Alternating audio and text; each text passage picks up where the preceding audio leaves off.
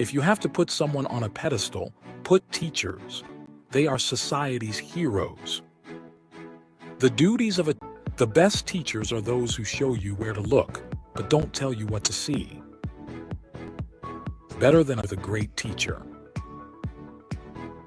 Your heart is slightly bigger than the average human heart, but that's because you're with just the right mix of chalk and challenges. Teaching is the greatest act of optimism. One child, one teacher, one book, and one pen can change the world. Students don't care how much you know until they know how much you care. It is not what is poured into a student that counts, but what is planted. Teachers have three loves: love of learning, love of learners, and the love of bringing the first two loves together. The art of teaching is the art of assisting discovery, but teaching them what counts is best. I am indebted to my father for living, but to my teacher for living well. A teacher affects eternity. He can never tell where his influence stops. I like a teacher who gives you something to take home to think about besides homework. I have learned silence from the talkative, toleration from the intolerant, and kindness from the unkind. Yet, the imagination and instill with a desire to bring out the best in students. If you have to put someone on a pedestal, duties of a teacher are neither few nor small, but they elevate the mind and give energy to the character. The best teachers are those who show you where days of diligent study is one day with a great teacher. Your heart is slightly bigger than the average human heart, but that's because you're a teacher. Teachers can change lives with just the right mix of chalk and challenges. Teaching is the greatest act of optimism. One child, one teacher, one book, and one pen can change the world. Students don't care how much you know until they know how much you care. It is not what is poured into a student that counts, but what is planted. Together. It makes us whole. Teaching kids to count is fine, but teaching them what counts is best. I am indebted to my father for living, but to my teacher for living well. A teacher affects eternity. He can never tell where his influence stops. I like a teacher who gives you something to take home to think about besides kind. Yet, strange, I am ungrateful to those teachers. A good teacher can inspire hope, ignite the imagination, and instill a love of learning. A teacher who is attempting to teach without inspiring the pupil with a desire to learn is hammering on cold iron. Teachers know how to bring out the best in the duties of those who show you where to look, but don't tell you what to see. Better than 1,000, bigger than the average human heart, but that's because you're a teacher. Teachers can change lives. Act of optimism. One child, one teacher, one book, and one pen can change the world. Students don't care how much you know until they know how much you care. It is not what is poured into a student that counts, but what is planted. Teachers have three loves: love of learning, love of learners, and the love of bringing the first two loves together. The art of teaching is the art of assisting discovery.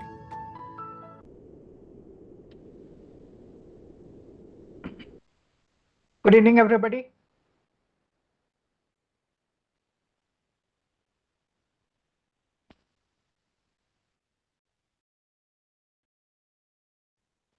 All right. Thank you all for registering and attending this national level online faculty development program on research methodology using ChatGPT and AI tools organized by the PG Department of Computer Applications, the Internal Quality Assurance Cell 𝐼QAC at Lincoln University College Marian Research Center LUC-MRC of Marian College Kuttikanam Autonomous in association with the Kerala State Higher Education Council. We would like to welcome Dr. 𝐸𝐴𝐻𝐿𝐵𝐻𝐿𝐴, who is the adjunct faculty, Marian College Kuttikanam Autonomous. He will be the resource person for today. We also got Dr. Suresh Nambudiri, who will be a resource person on the coming days as well. We would like to also welcome all the FDP resource persons, managers, directors, principals, vice principals, representatives from management, HODs, IQAC coordinators, and all faculty members. Now, about this FDP, this is an 8-day program with live sessions at the same timing of 7 p.m. to 9 p.m. We expect you to be present on all days. Fee for the LMS access and processing of the certificate is ₹600. All the participants who have paid the processing fee will receive the LMS access, the video recordings for all the days, and a participation e-certificate from college. Now, and the printed FTP completion certificate from the KSHEC. Please note that both these certificates which you will receive will only be for the paid candidates. The procedure for receiving the certificate will be informed to you towards the end of the FTP. If any of you are yet to make the payment, please make the payment of ₹600 to Marian College to the account details that I will shortly put in the chat. If you are unable to attend any of the live sessions, they will be available in the LMS. We have shared the LMS access details through the email to those who have shared the payment proof in WhatsApp till yesterday. Those who have shared the payment proof in WhatsApp today will receive the LMS access details, detail mail by tomorrow. If you have any trouble in attending the online session here in WebEx, we also have a simultaneously streaming live session on YouTube. Okay, the link of which I will just put in the chat.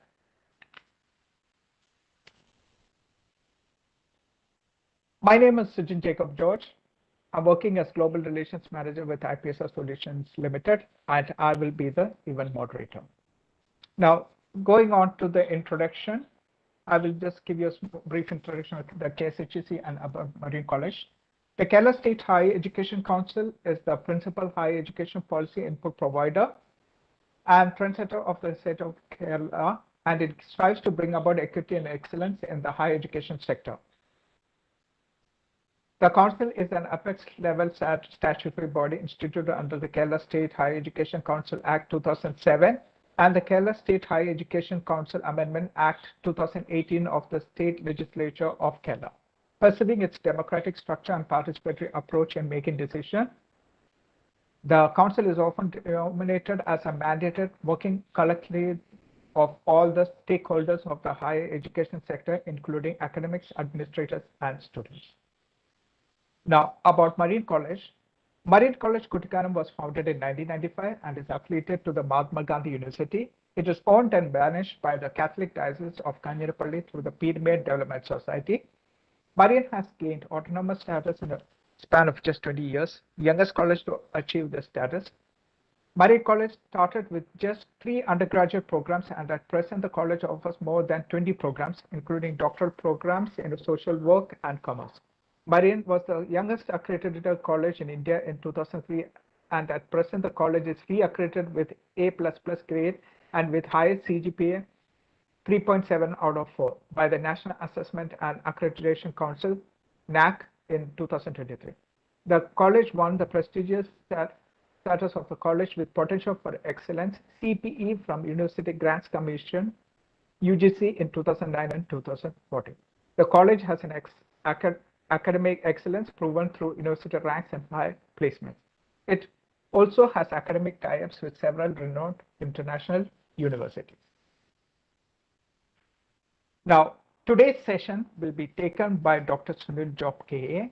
The topic for today will be Foundation on Research Methodology. Dr. 𝐸𝐴𝐻𝐿𝐵𝐻𝐿𝐴 is the adjunct faculty of Marian College Kuttikanam Autonomous. Now, a brief description about Dr. 𝐸𝐴𝐻𝐿𝐵𝐻𝐿𝐴. Dr. Sunil Job has 30 plus years of experience in teaching and 10 plus years in corporate consultancy. He holds a PhD in mathematical education and has been an associate professor at MG University College of Teacher Education from 1999.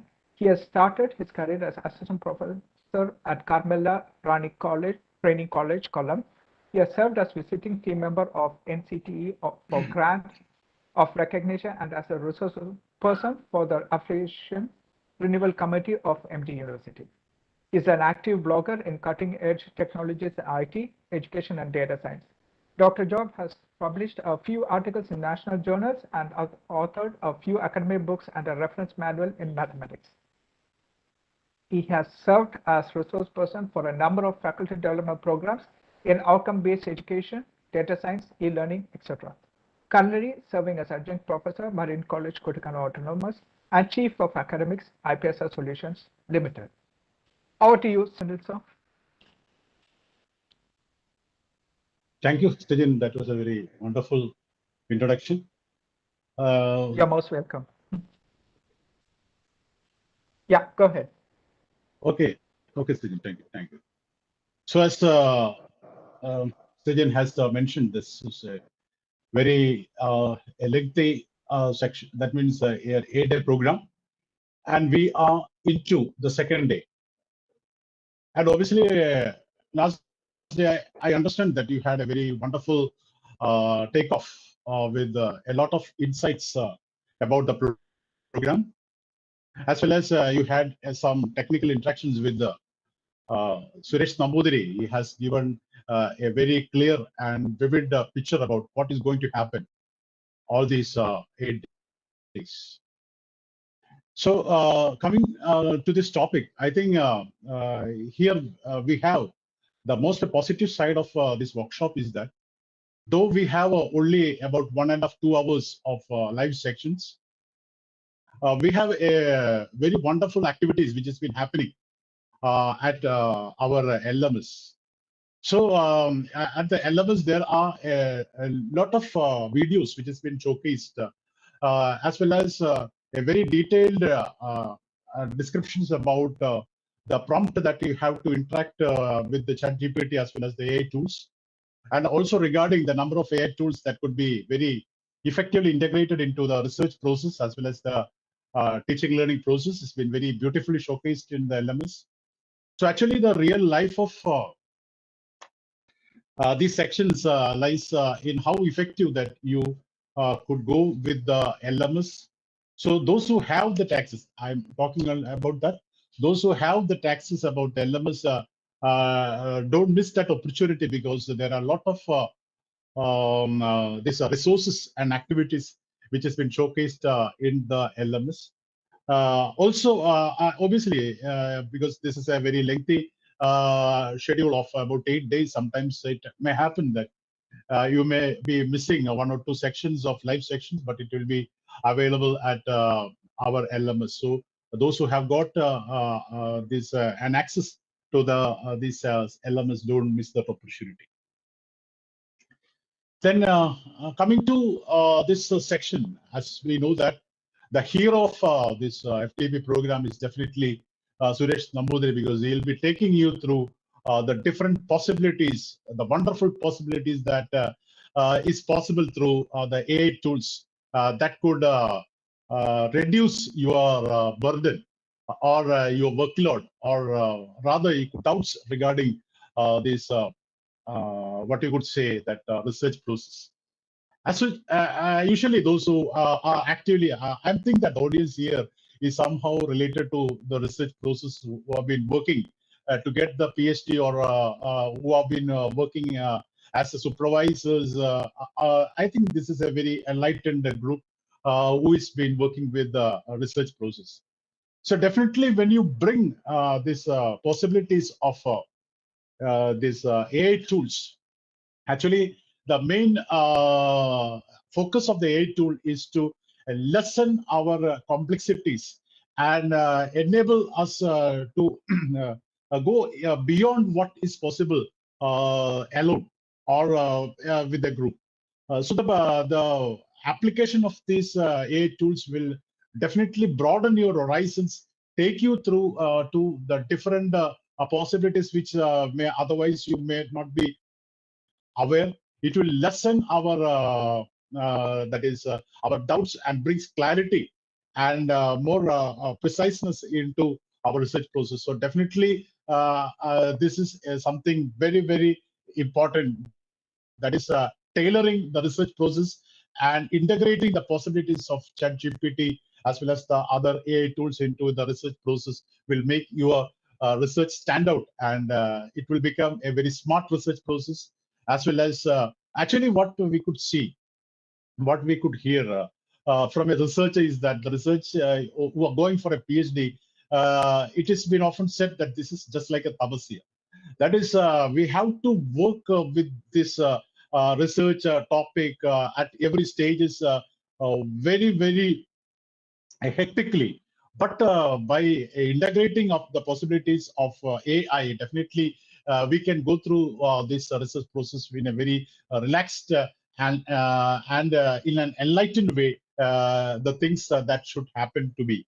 So definitely this is a very those who are involved in the research process, integration of the AI possibilities will definitely boost your potentials and bring high quality researches into high quality into the research process that you are working in, and definitely it will be just like a friend.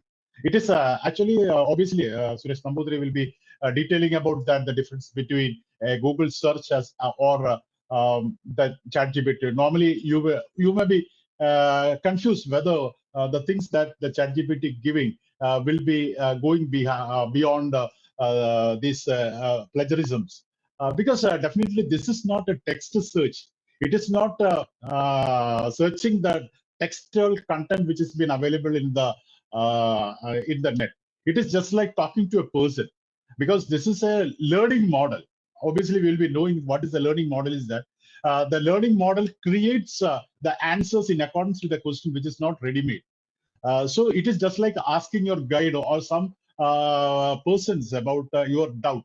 So I think about 70 to 80% of your doubts could be cleared very well in through the interaction with these AI tools, and that will even lessen the complexities because obviously it is a great difficulty to get the time of the guide, because normally when the research scholar approaches the guide, definitely the guides will be very that is busy. Out of the busy schedule, they have to find time to hear to the investigators' concern and problems. So to a greater extent, it will lessen the work of these guides. I'm not going much deeper into these aspects, because definitely in the technical section of yesterday, Suresh Nambudiri has given a very clear and vivid and concise introduction about the importance of this workshop. So I'm not going to paint a flower, because you have got a very clear picturizations on what is going to happen all these days. So my task today is to set a stage for Suresh Nambudiri, who is there with you all these days, in order to integrate every phases of the research into a AI metrics, so that you'll be able to get a very a lot of suggestions that could be accommodated. And one thing I could say is that this is a learning model, but we cannot 100% rely on the learning model. That is your expertise, as well as is also important to select whatever thing that the AI tools recommend. The ultimate selection should be yours. So that is your expertise is something very important also. So how it will be lessen your work up to 50 to 60%, and to get the suggestions, or to accept the suggestions, or to reject it, just like an hypothesis, is your expertise, whether it is be compatible to what the suggestions that the tools give is compatible to your requirement, or your research scenario or ecosystem. That's something very important. So so today's section, definitely what I'm going to take you is going to take you through the entire process of the research pipeline. the entire phases of the research pipeline just to dig out, just to refresh. It is not a, I'm not going to teach you anything in this segment, just to make some reflections so that you can recollect what is research methodology. Definitely, we will not be able to comprehend a very vast ocean of research methodology in a span of 1.5 or 2 hours. So my attempt today will be to dig out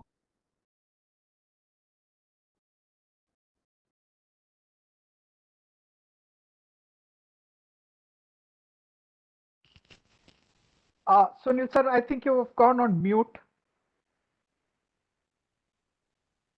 Just a sec.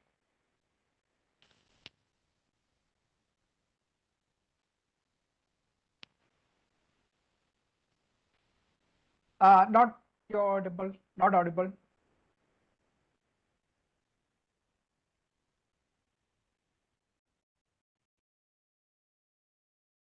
Did you hit the mute accidentally?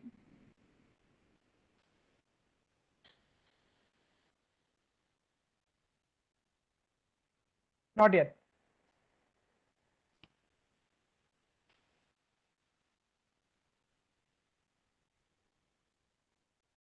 Can you hear me? Yeah, now, yes. I think somebody has muted me. So, have you heard what I was speaking all this time? Yeah, only the last bit where I cut you off. Okay, okay. Only that So, bit. Sajjan, if there is any issues with my audio or video, you should just report it. Otherwise, I will not be doing. Yeah, I will jump in. Yeah, no problem. Okay, Sajjan, thank you for that. Okay. So, as I mentioned, that this is not a teaching section about research methodology. What I would like to bring to your notice that the different steps, just setting a stage for Suresh Nambudiri, so that he can tailor these steps into an AI. Now I think it is okay. Sajjan, is it okay now? I'm receiving some messages. Yes, it is audible. Yes, Okay, yes. okay. Yeah, So let's go ahead. Go ahead. now it's okay. It's fine. Yes, now it's okay. So now we can just go into my presentation. I have got few slides to share it with you. I think maybe because of the net connectivity, I'm just keeping the video, my video off, and let me share the.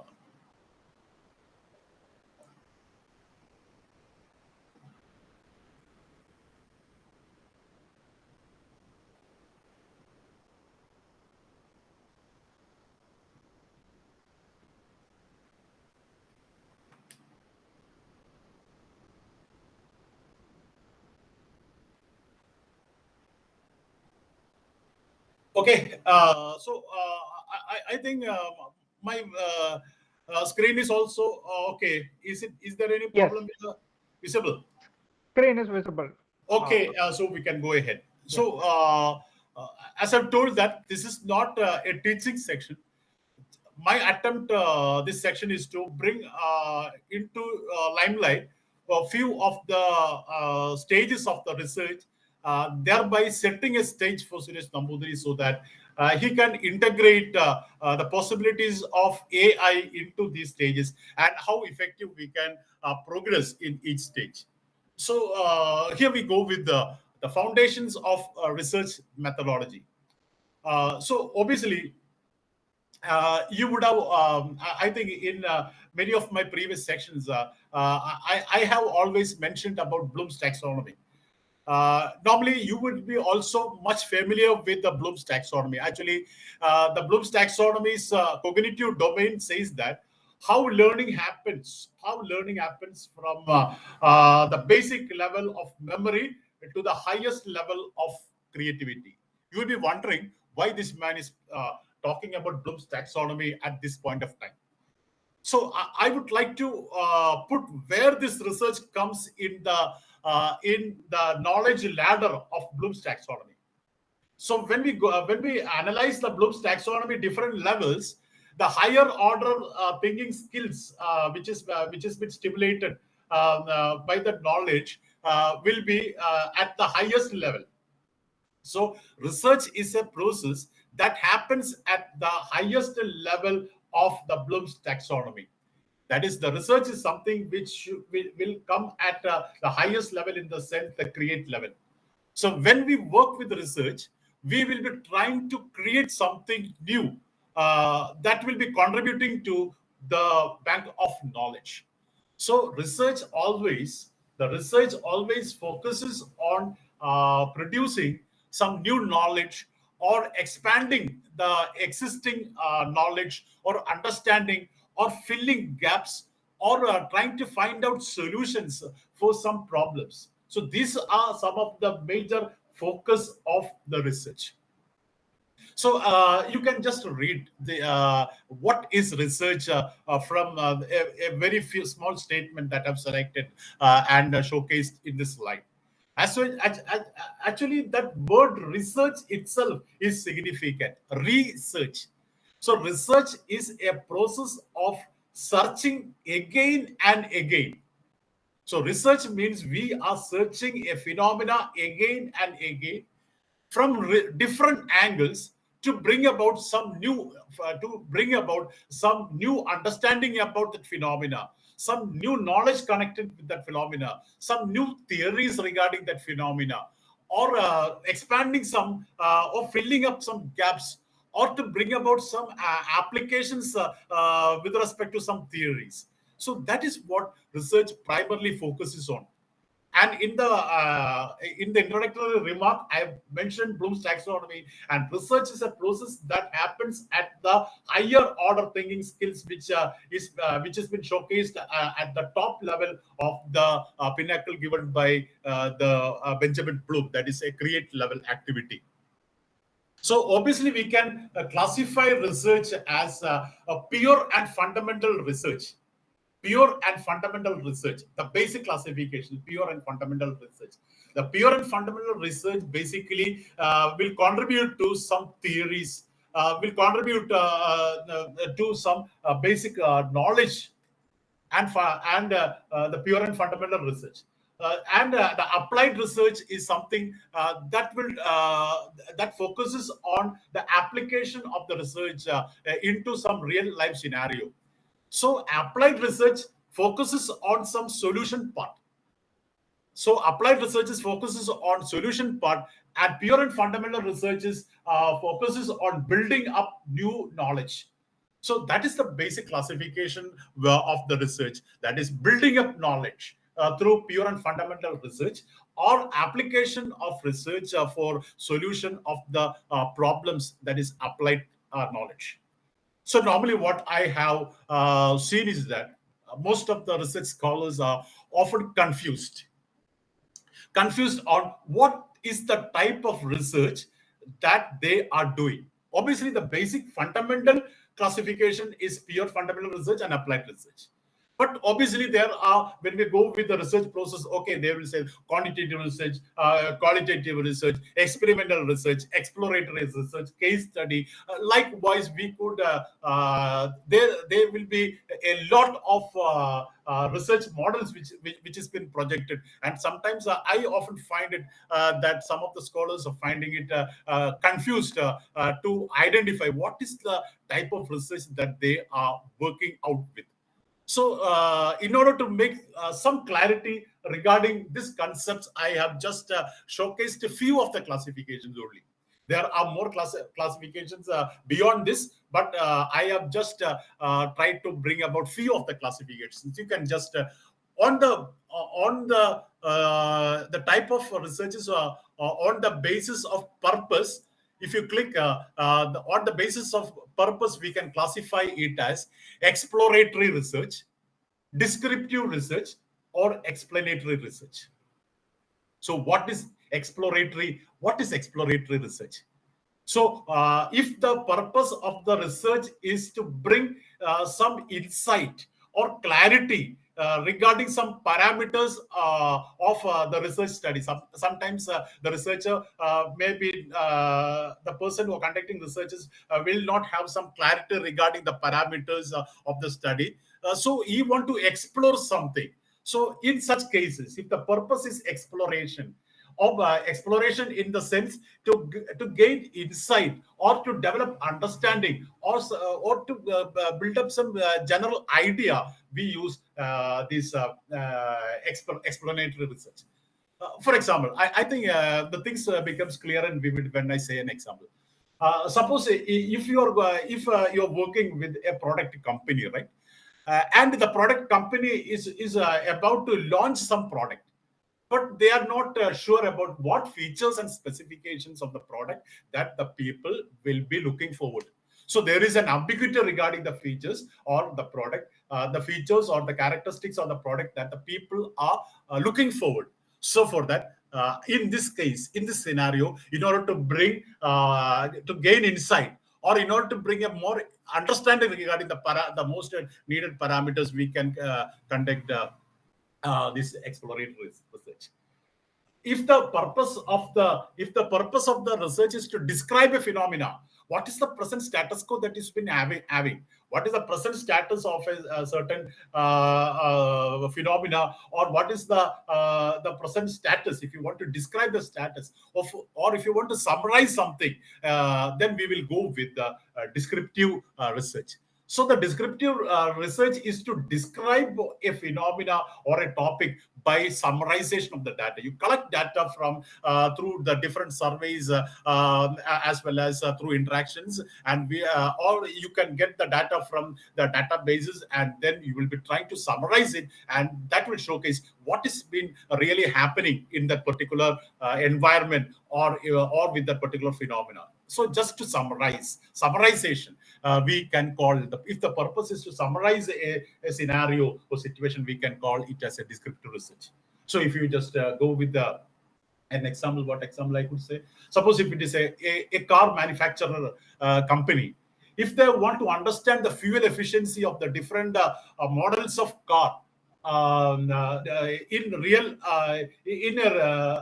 driving situations, they can conduct descriptive research. That is, they can collect informations about 4 or 5 use informations from the persons who are using the different models of cars, and they'll be able to identify the fuel efficiency of the different model. So that is already there. So what is the status of the car which is on road by the users? What is the mileage? What is the fuel efficiency? If they want to test, they can collect data from the users, and they can summarize it, and they can project it. So that is a descriptive one.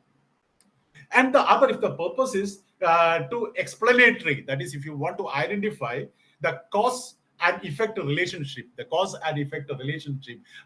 then we will be going with the explanatory research. Explain what is the cause, what is the research, what is the cause. If the purpose is like that, we can call that it is an explanatory research. Suppose if you want to find out the relationship between employee, that is training an employee. If you're giving a training an employee and their job performance, whether this the training that you give to the employee in the form of in-service courses or some faculty development program, whatever it may be, whether it is affecting their job performance, cause and effect between two variables. So in that case, we can use explanatory research.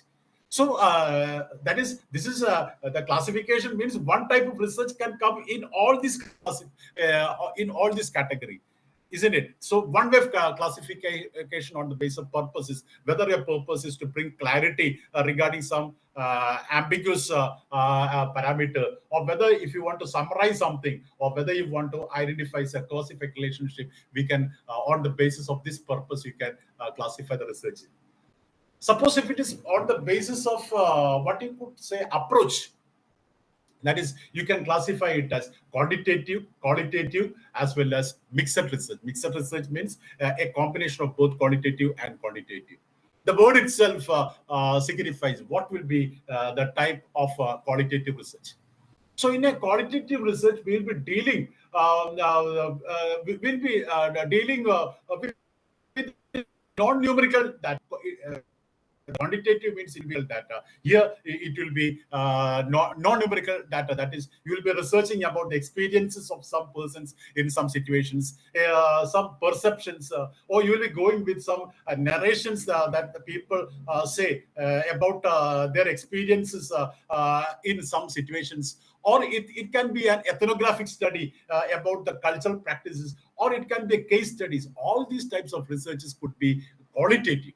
So in a qualitative research, we are getting data in the form of the opinion of the persons. If it is a case study, we'll be studying about an individual person. The opinion of that person will be the data that we are using. It will not be a numerical data. It is a non-numerical data. So that could be collected through focus group, or it could be collected by observations, or it could be collected by interview. So depending upon that. If it is a quantitative research, the word itself, you will be able to quantify the different variables that is used in the research. You can collect these data through the different survey, but you will be able to quantify it. So the collection of the researches where we will be able to quantify these research, that is a quantitative research. Bringing about the relationship between two variables which could be quantified. So it involves a collection of this numerical data to establish. So when we get the numerical data, our focus will be to establish some relationship or some connection between these variables. So that is quantitative. So qualitative will be dealing with, it can be a speech given by a politician or some person, or you will be dealing with a text that is you will be dealing with the analysis of some text or some speech record or some video. All these things could be classified in qualitative research. And quantitative research, you will be getting data in the form of quantitative parameter, quantitative form, and you will be trying to find out the relationship or trend or something like that. And mixed research is a combination of these two. Isn't it? So if it is a qualitative research, okay, as I told that an experience of a cancer patient in coping with the illness. So he'll be sharing out his experiences. So you can go and find out what are the different experiences that the people having some type of ailment. And you can summarize it. So that is you are dealing with this opinion of the people. Or you are making some that is the opinion which has been showcased in the this purchase portal. The opinion of the people regarding a product. If you are conducting a research, it is qualitative research. The quantitative research could be, suppose if you are studying the relationship between what you could say, that okay, the number of hours that the students spend for studies and their the test scores. So both could be quantitative measure, the number of hours per day or average number of hours per day that the students study and their test scores. These two are numerical quantities, and you can find correlations between them. So that is a quantitative research. And mixed research means that both can come together. Suppose if you're studying the effectiveness of teaching faculty, effectiveness of a teaching method in improving some, you could say that some mathematical skills. Okay, so there you can get quantitative data, as well as you can get the opinion of the teachers, how this method is working in their workspace. So that could be a mixed research. So on the basis of approach, you can classify the research like this. So on the basis of scope, that is, you can delimit the research into some niche area that we could classify it as narrow specific research. That is, this is a type of research which has been very tightly, that is a focused scope. It examines only a specific aspect. That is, you are studying only the specific aspect of a component of a larger topic. You are not learning the topic as a whole. You are just learning only a small component of a topic. Then you can say that it is a narrow specific research. An example I could say is that, suppose if you want to study about the impact of a specific type, I say specific type of pesticide. There are a lot of pesticides, a specific type of pesticide on a specific type of crop. So there we are delimiting it into a unique type of pesticide and to a specific. So this could be a narrow or specific research. And if the scope is bigger, in the sense that is, if you're examining the topic in a holistic perspective, as a whole, a comprehensive manner, we can call it as a broader research. So there, in a narrow, we have just analyzed only a specific pesticide. Suppose if I'm making a bigger study, that is a climate change and its impact on global agriculture. Okay, so that is a broader thing. The climate change can include a number of the climatic parameters, and as well as the global agriculture is a very big thing. So that is a broader thing. So the research on the basis of its scope, you can limit it to a niche area, or you can have a broader approach. On the basis of time frame, this is on the basis of time frame, we can sometimes call it as cross-sectional research and longitudinal research. Cross-section means a small a slice, isn't it? A cross-sectional research, we can say that it is a slice, or I would rather put it as a snapshot of the population at a particular time. That is, you are not studying the population over a period of time. You are just studying the population at a particular period of time, a snapshot of a population at a particular time. That we could call it as what type of research? A cross-sectional research. That is suppose if I'm telling that, okay, you are making a study about the result of 2022 pass-out batch. So you are just studying only that point. 2022 result, you are making a study about the engineering student pass out batch. So that is the particular year. Suppose if it is over a period of time, that is longitudinal research. That is, you have to collect the data from a group over a period of time. It is a longitudinal research. Suppose if you are studying about about the characteristics of the people, that is like the social, educational, psychological development of a group of students over a period of time. Okay, so you are very closely monitoring the students' social development, their the psychological development, the physical development over a period of time. Then we can say it as a longitudinal research. So on the basis of time span, that is a snapshot of the present status, it is a cross-sectional. Over a period of time, we can call it as a longitudinal research. So obviously there are a lot of confusions. That means a research can fall in all these categories, isn't it? We can category a research on the basis of purpose, on the basis of approach, on the basis of scope, on the basis of time frame. Okay, then on the basis of data. Primary research and secondary research. Obviously, we will be knowing what is primary research, or the researcher directly collect the informations from the population for the study. So that is a primary research.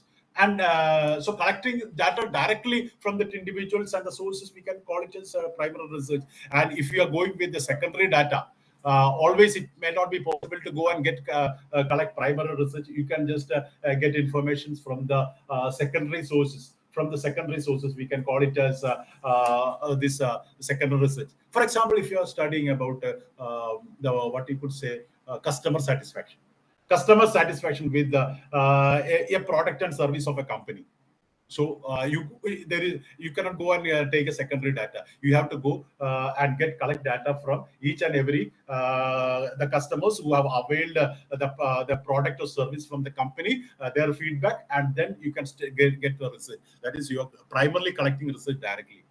Suppose if you are studying about some a general topic like the impact of smoking on lung cancer. Impact of smoking on lung cancer. Their primary analysis will not be much suggested. So there we will be going with this medical records which has been published by these agencies. That is the valid agencies, and will be conducting research. So on the basis of that, you can make. Likewise, on the basis of the content of study. On the basis of the content of study, you can classify the research as this social research as well as scientific research. So in a social research, we'll be focusing on the social parameters like social interactions, culture, all these will be coming as as the social research. And for this scientific research, obviously you will be focusing on the empirical knowledge which has been developed through the scientific inquiry. So that is social research. For example, for a social research, we would say that what is the impact of if you want to study the impact of social media, that is, you are studying the social media on the interpersonal relationship of the teenagers. Okay, so will it affect? So that is a social topic. You are studying about the interactions of the teenagers, whether there is an impact of the social media on the interaction. So this is a social subject. So likewise, if you are making your researches on the basis of a social subject, then we could say that it is a social research. Yeah, and if the subject is a scientific one, then definitely that is suppose a scientific, that is if you are going to and making a study regarding a new catalyst for a chemical reaction.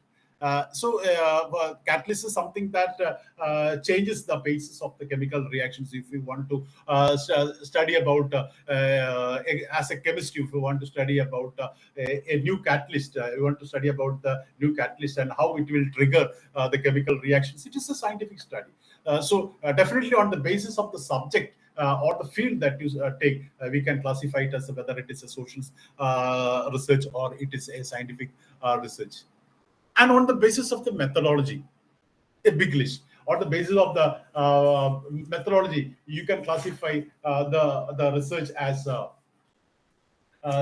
this one experimental research, survey research, case study research, and content analysis. So obviously, in an experimental research, definitely we will be just manipulating one parameter and finding the results between the independent and dependent variable. So that is an experimental situation. There will be an experimental group and a control group, and you will be manipulating the experimental group and keep the control group, and we are trying to find out the effect of the independent variable or the dependent variable. Such type of studies we can call as a experimental research. Or the survey research, obviously, we collect information through standardized questionnaire from a very big group of people, and you will be studying about the relationship between the different parameters. All these things could be done in a survey research. So in a case study research, a case study, it is a qualitative research. You are studying an individual phenomena or a person just to know more about that person in that particular context. So that is case study. You are just studying a specific case in a particular context very deeply in order to get insight about that particular case in that particular context, or an individual, how we react. So that is a case study research, and actually that is a qualitative type of research there.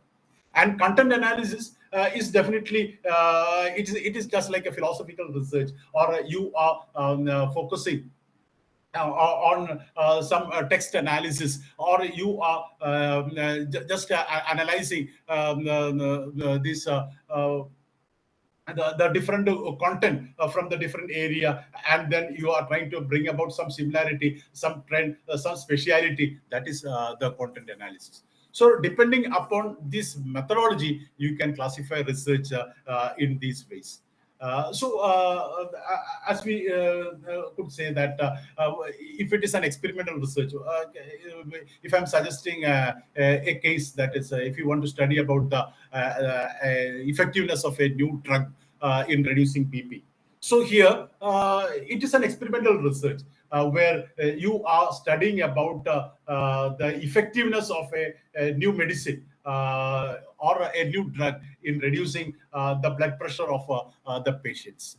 So here you have to, if you want to study the effectiveness, there should be an experimental group where you are giving the new medicine and a control group without that particular medicine, and you are trying to find out the difference, how the variable is been manipulated and how these variables are interconnected.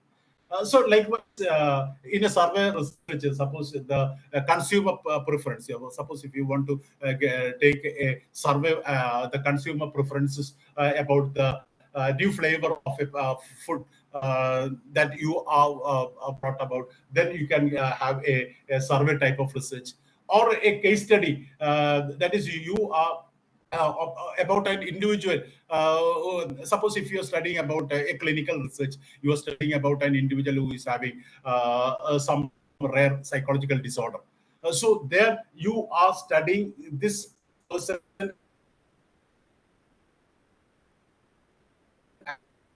very closely by interacting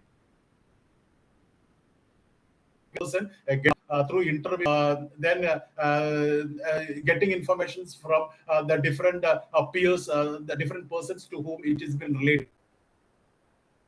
Likewise, etc., etc., etc. So these are the different types of research. And finally, with respect to the research setting, suppose if it is you're conducting research in a controlled setting in a laboratory, so there you can say it is a laboratory research. So there is a high control is there, but in a field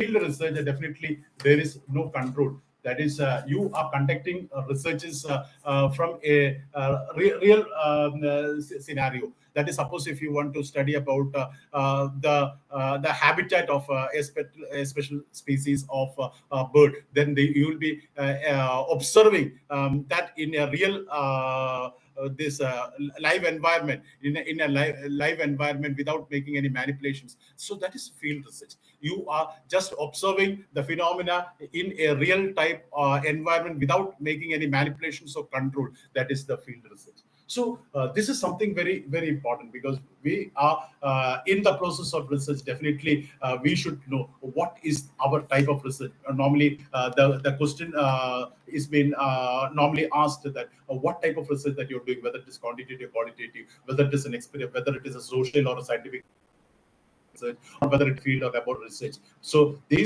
are not mutually exclusive. Any research you can place it in these categories. So now I'm just going a small test. I want to know your response.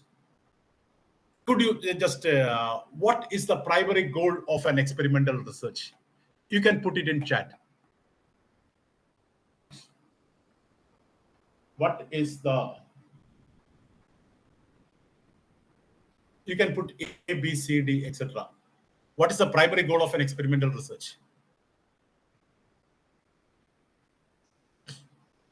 Yes, definitely. As I've told that in an experimental research, there is we are to try to find out the relationship between two variables, independent and dependent variables. So in order to bring about whether these independent variable bring about real change in the dependent variable. Very good, very good, very good. See. Okay. So now this is my next question. Which of the following data collection method is commonly used in qualitative research? We one type of research is quantitative, and the other is qualitative and mixed. In a qualitative research, what is the type of research? Yeah. That is in-depth interview, participant observation, and content analysis. Very, very good. I'm very happy. So now you are very competent in order to figure out what is the type of research by looking into the nature of research. by looking into the different types of research, you will be able to understand this one. And last one question. Which of the following is a characteristics of descriptive research? Descriptive research.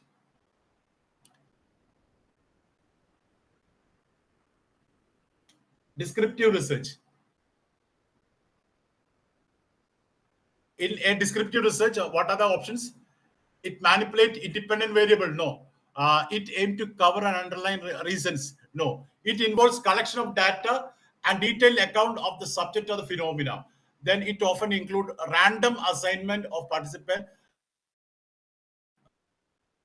No. So it is C.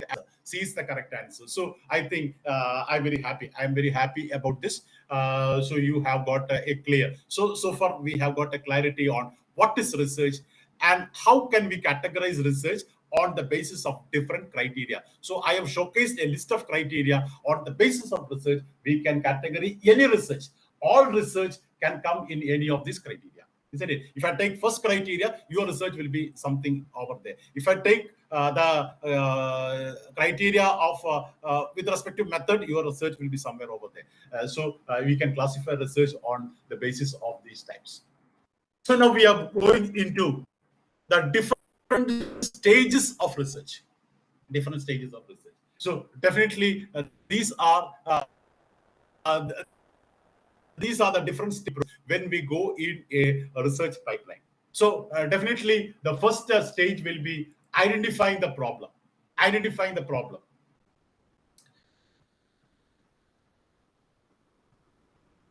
Okay, what is identifying the problem? So the first thing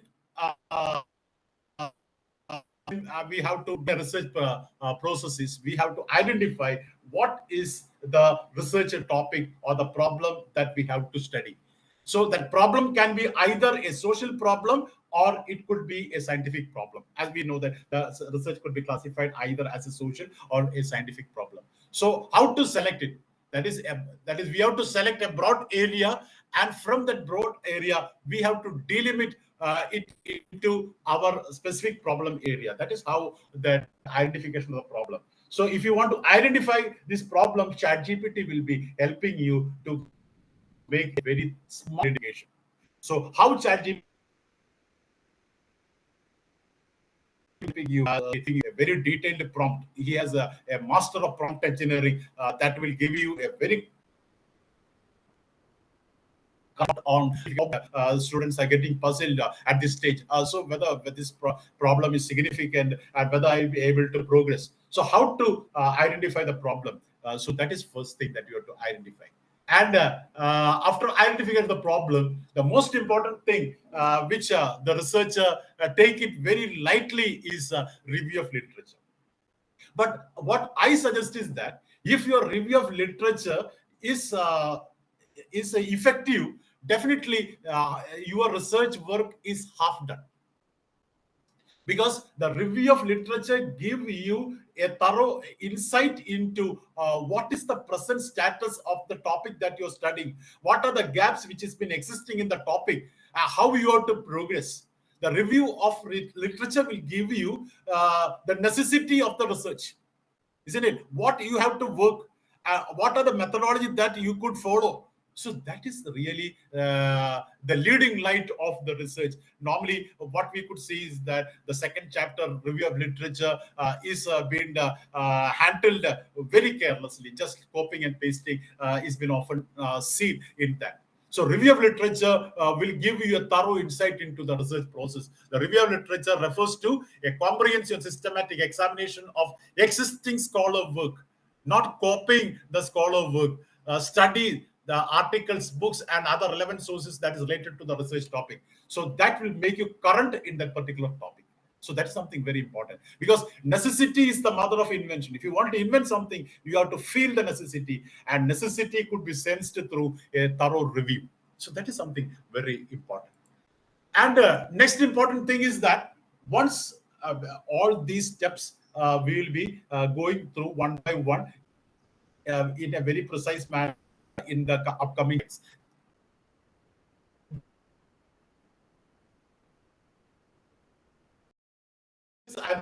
just showcasing set objective as well as hypothesis. So what is hypothesis? And I would say that when you get into your hypothesis point, hypothesis, that is, it is not the thesis. It is a tentative statement regarding the solution. So it is a guiding light on how you have to progress. So it involves formulating a clear and testable statement and proposition that suggests a potential relationship between the different variables. So hypothesis is an educated guess, or it is a tentative solution or proposition that serves as a starting point for the scientific research and investigation. So the preparation of hypothesis is a tentative solution. That is, the review of literature, all these things will give you some clarity regarding what should be the type of solutions. So you will fix it first, and then you will test whether it is okay. If the hypothesis is accepted, this hypothesis becomes thesis. Hypo means something's below thesis. So first, you are assuming that this is the solution. You will be collecting data and testing whether it is okay. So suppose if you are going with scientific researches or mathematical problem researches, what you do is that you will be creating this a framework of what to do. And so that framework will be considered as the hypothesis, and you will be experimenting with that, going with the proof, whether it is giving you satisfactory solution, or then you have to improvise it. So that is something very important. A guiding light of the research is hypothesis. So next is research and design. Design means how you have to do the research.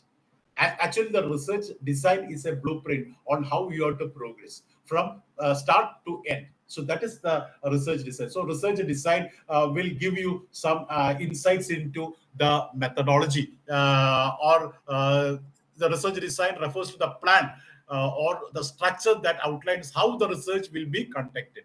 That is, you are planning your research.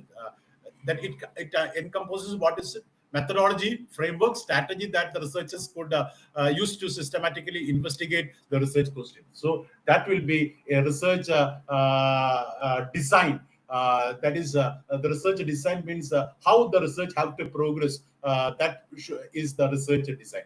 So once you make a thorough review of literature, definitely you will have a thorough clarity regarding the different research design. Because whatever be the research, how the research should progress, that is the research design. So we have just analyzed the different types of research in the previous slide. So every type will have a specific design, isn't it? So that is you do. Then after research and design, if it is a social research, then definitely you have to describe the population. You have to describe the population. So population is it is a targeted group which is under your concentration for study. That is the population. So in a research, population refers to the entire group or individual item or elements that share the common characteristics, attributes, and are the focus of your study.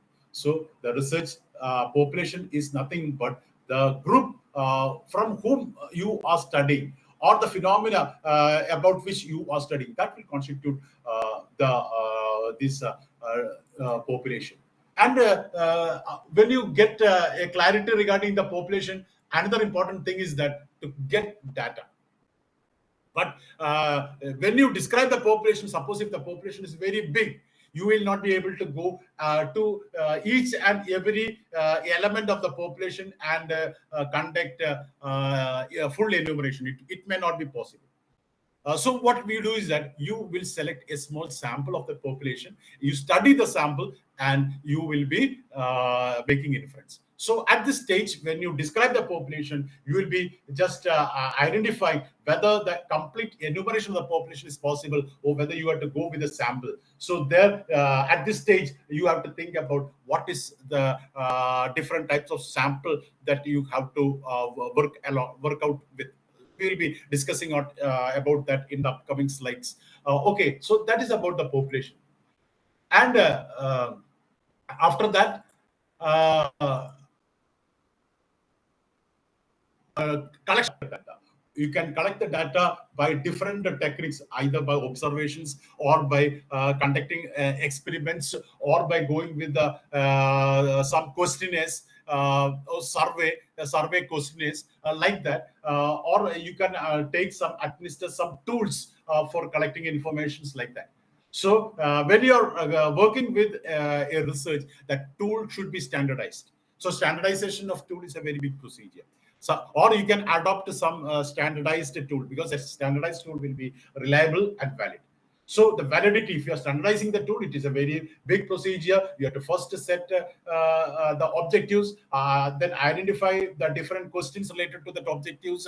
You have to make a pilot test. Then you have to make item-wise analysis, and a number of procedure is there. Collect the final collection of the final selected questions which have got very good discriminating power, that could answer your research solutions, and then you will make the another administration of this final test, and then you will go with the so at this point of time you will be getting bored and confused.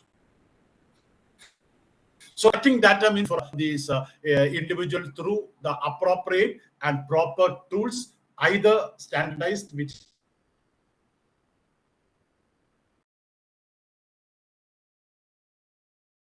to go with analysis of data. So in analysis of data, it's a very big process. There also you have to score all the observations. You have to encode all the observations from the questionnaire. You have to make all the data entry. You have to make a lot of data cleaning. You have to go with the data validations.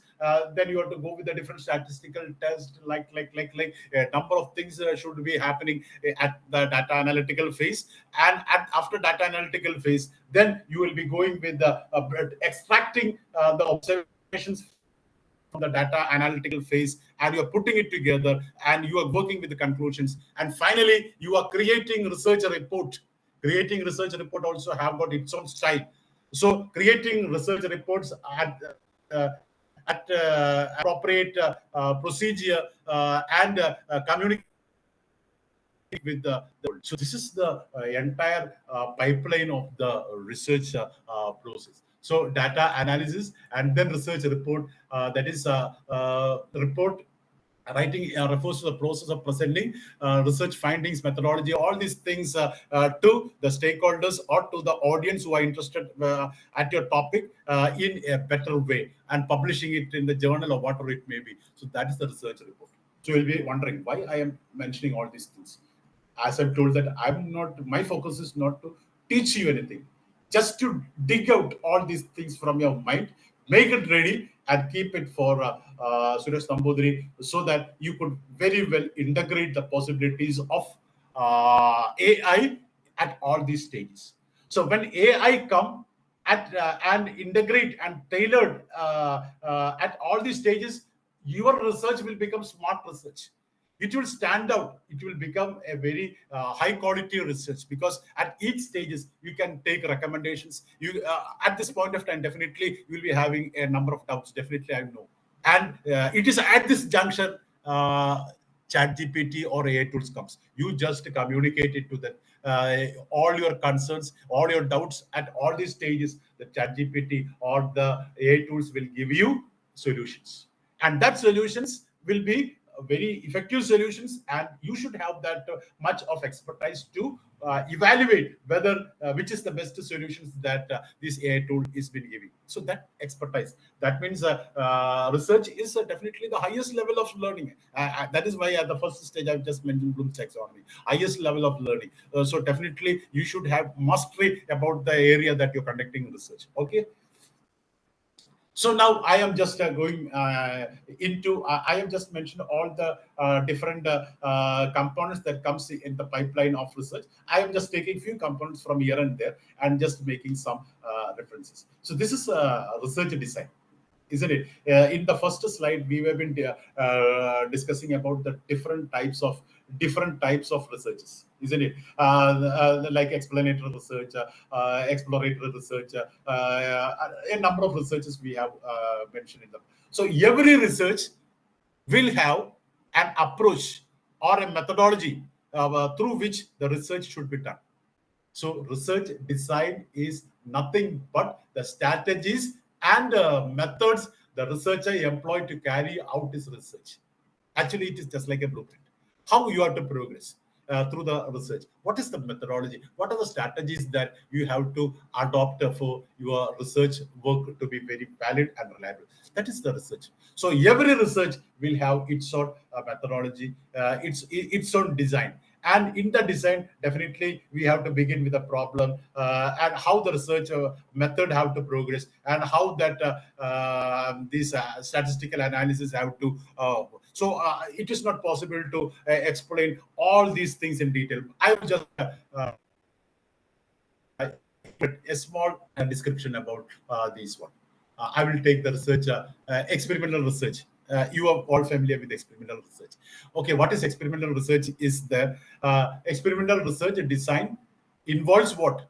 Manipulating one variable to determine the change in one variable which lead to the change in another. So that is an experimental research design. So in an experimental research design, definitely when you are working with an experimental research design, the sample size will not be much big. There is no need to take a sample of 1,000 or 2,000 for experimental research. The experimental research, you are conducting an experiment. So the sample size should be comparatively small, some about 50 or 40 or 30, whatever it may be. A small sample size could be taken. And in an experimental research, you have to classify your sample, that is the group, into two. One is the control group and other is the experimental group.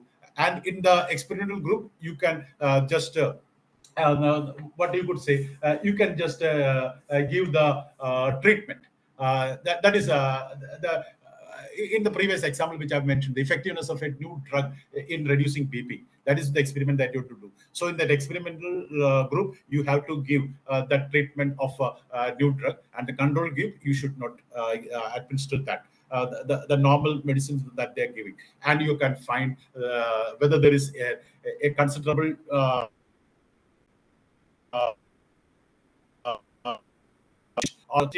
so that is the experiment.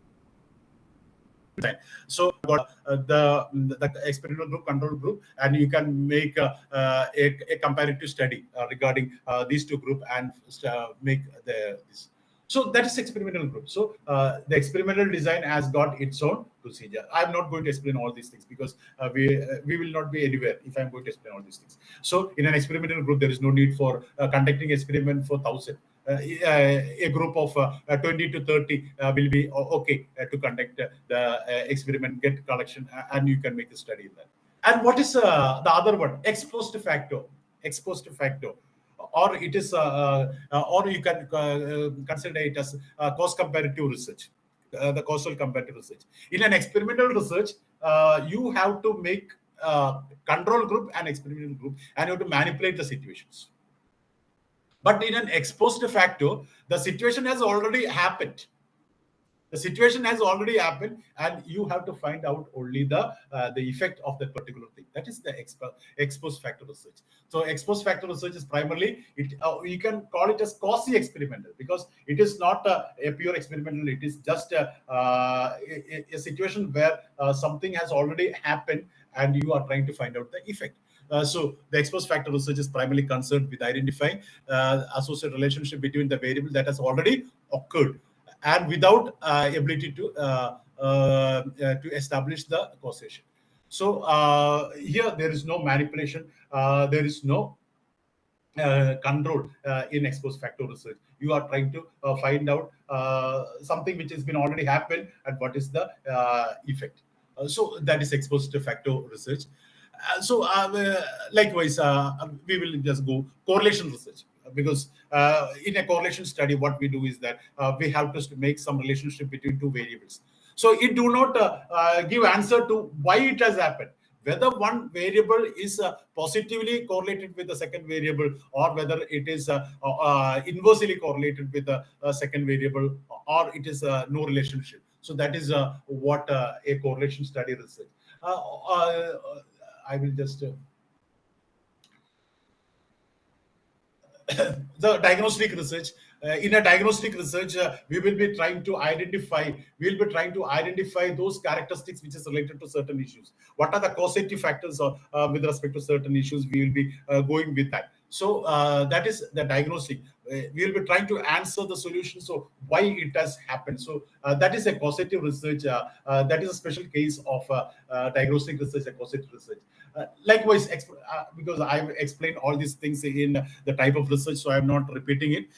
In an exploratory research, we are conducted to clarify some uncertainty or ambiguity regarding the problem, to discover the idea regarding the different parameters which is not certain. So that is an experimental research design. Observational research, that is we are observing the subject in a natural ambience.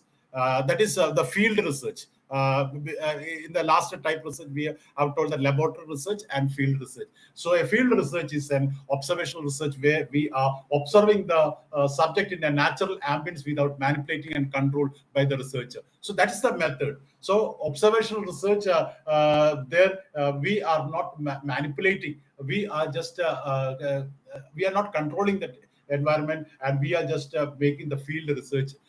Like a descriptive research, we have already suggested case study, we have already suggested cross-sectional research, we have already suggested an historical research. So the historical research designs to involve studying the past.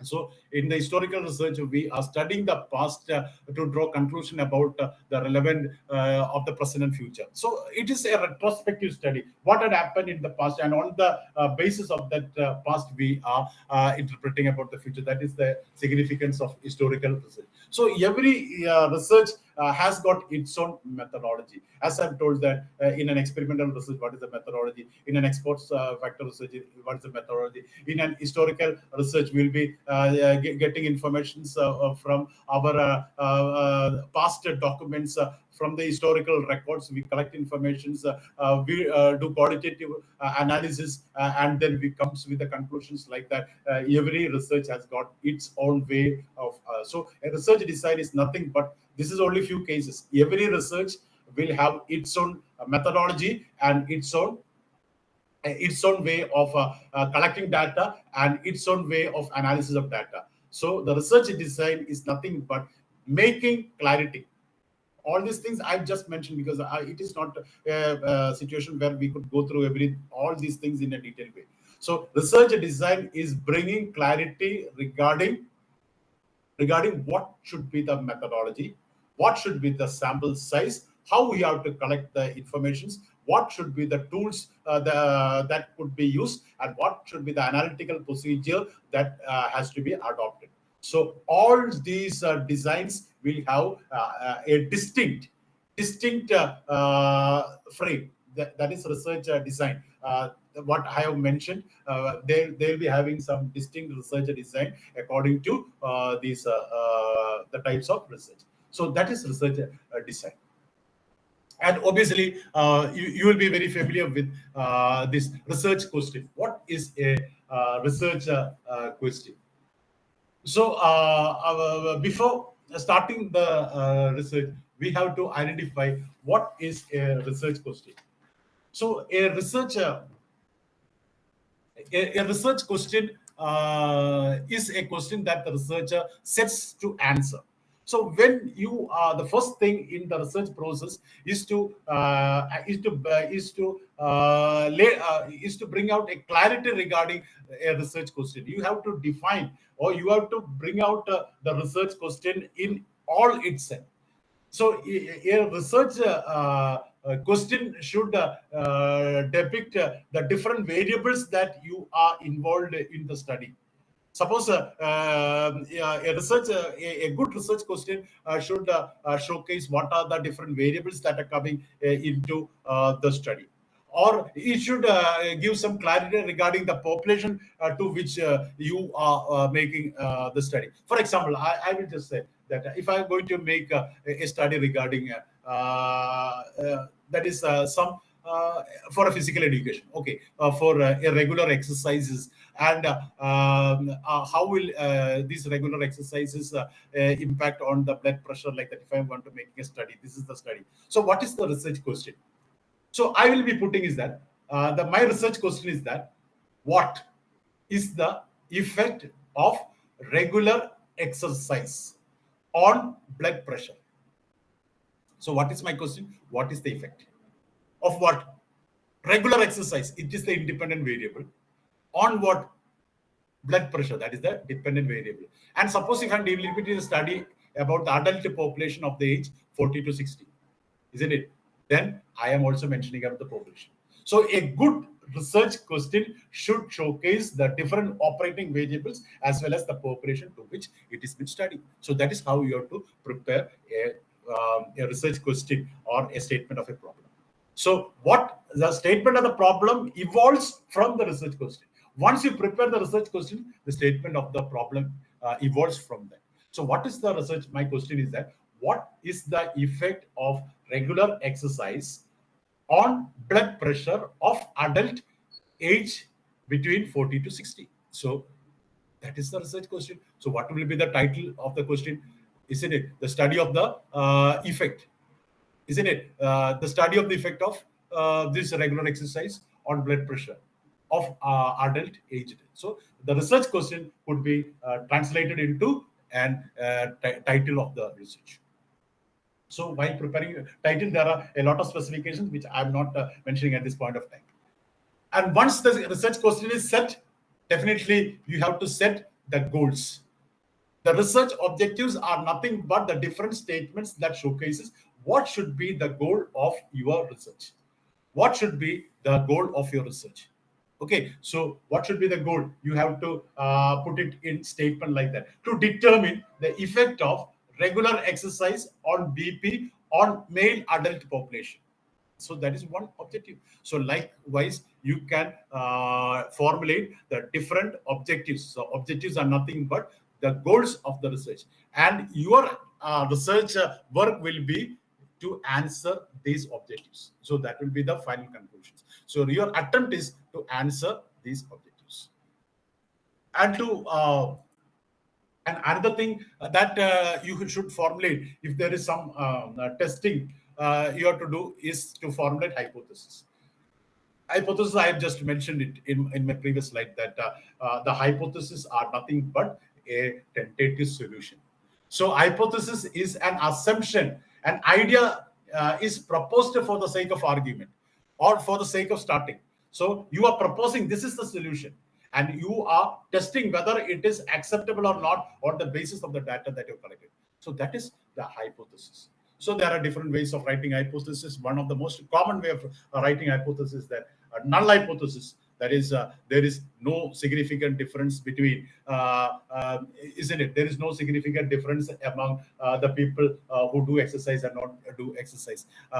There is no significant difference in the blood pressure of the people who are exposed to exercise and not exposed to exercise, like that. That is null exercise, null hypothesis. And if it is rejected, what comes into play? The directional hypothesis.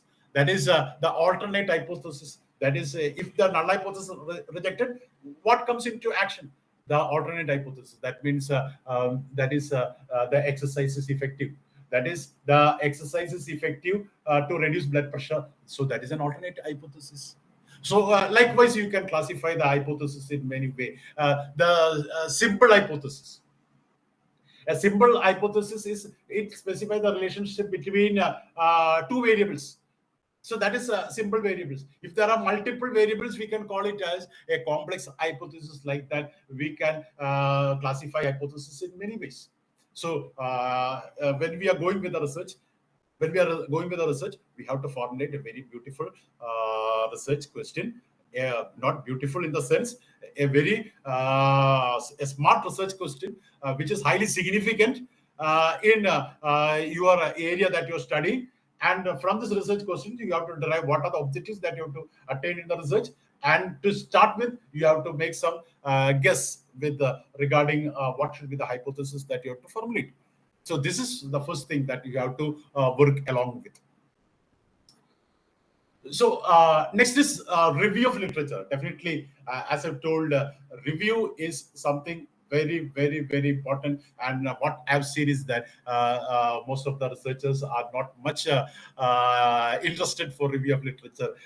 Only when they start writing these, they will go to some ERIC documents or some Google repositories, and they will make a search, get some topics, and showcase it even without reading. That's what the common practice which I could see. So the review should happen at the initial stages. The review is a critical component in the research process. It serves as an established content, identify gaps, guide our research efforts.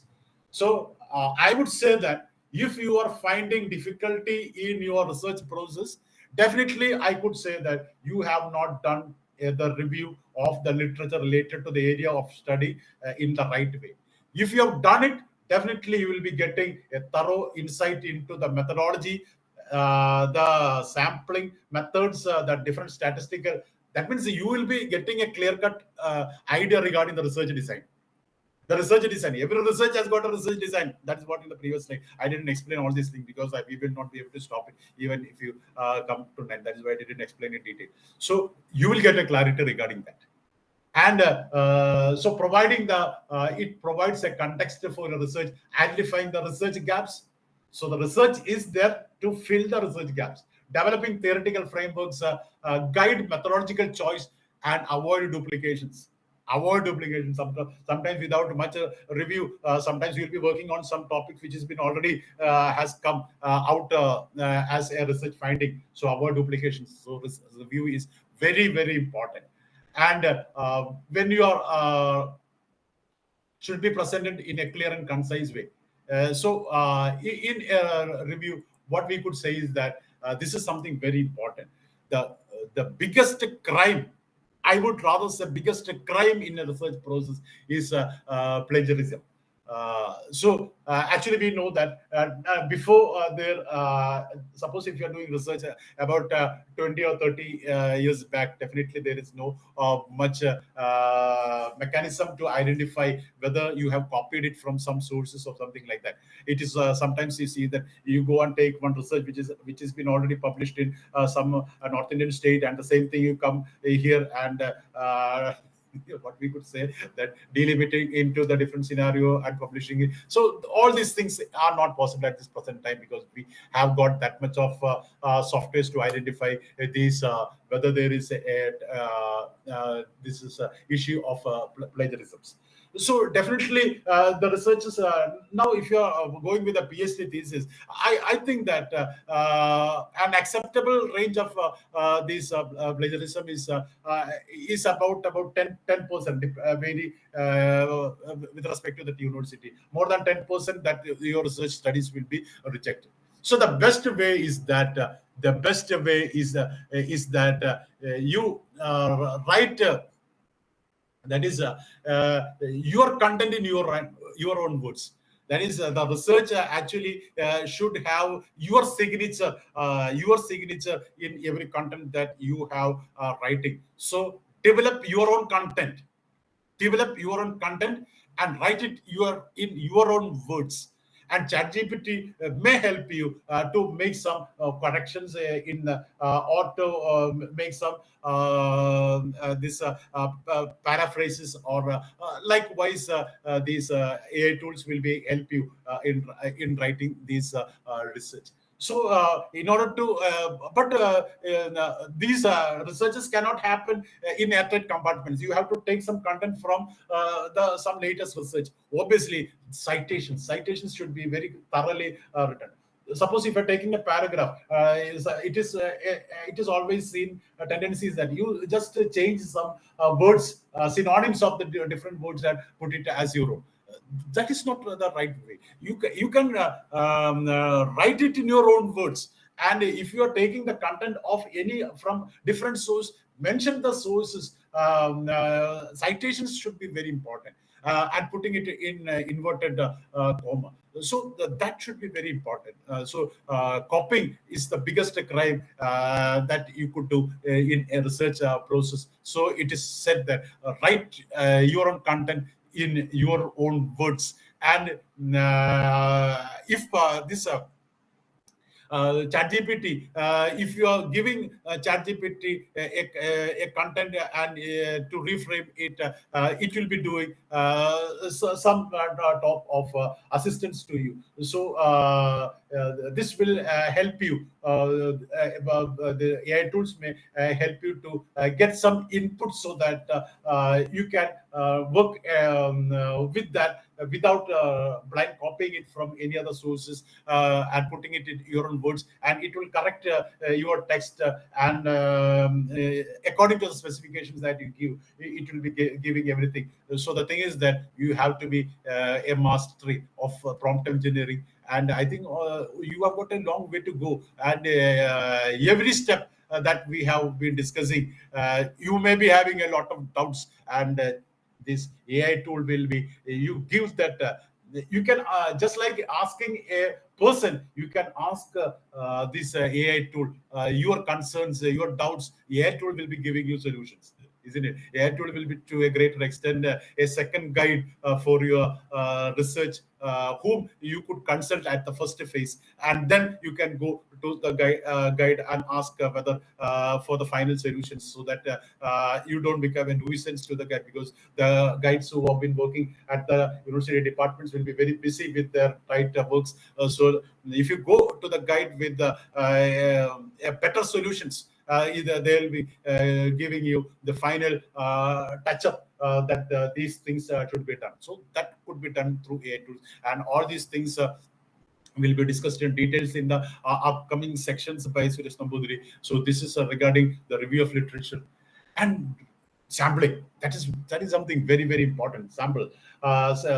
So the sampling is because sampling is actually, what is sampling is just a part of the population. Actually, in our day-to-day life, we used to do a lot of sampling.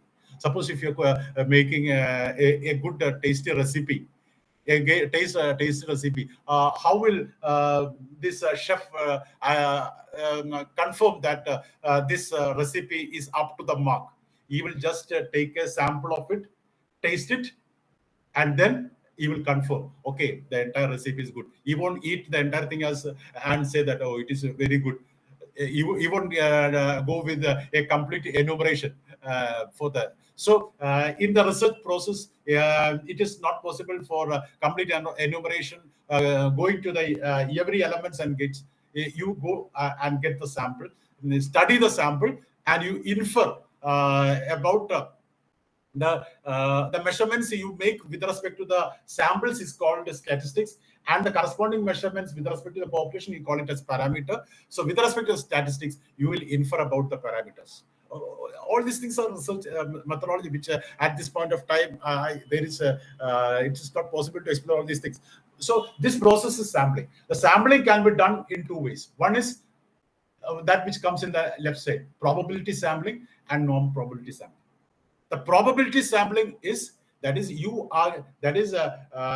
an equal chances of that is every element of the population has got an equal chances of getting into the sample, of being selected into the sample. That is an probability sampling.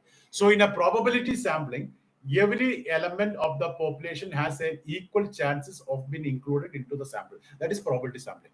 In the non-probability sampling, it is a biased sampling. That is, all the elements will not be having equal chances. The researcher will select the sample according to his purpose or according to his convenience, etc. That is what a non-probability sampling. So there are different methods. Simple random sampling, you can do it by means of lottery method. Then systematic sampling. Systematic sampling, that means you take you can arrange the entire elements of the population, randomly select one, and after a particular interval, you can select the next one. By keeping the interval constant, you can go and select. Suppose if you have got a population of 100, if you have got a population of 100, and you want you want a sample of 10, sample of 10. So what you do is that you can take a list of 100 items of the sample. You can randomly select one number. You can say it as you have selected a number 43 or something like that. And the number element you need in the sample is 10, and total number of population is 100. The total number of population divided by the total number of sample will be 10. So you have randomly selected one number as 43, and after 43, 10. You can take the 53rd element. After 10, you can take the 63 element.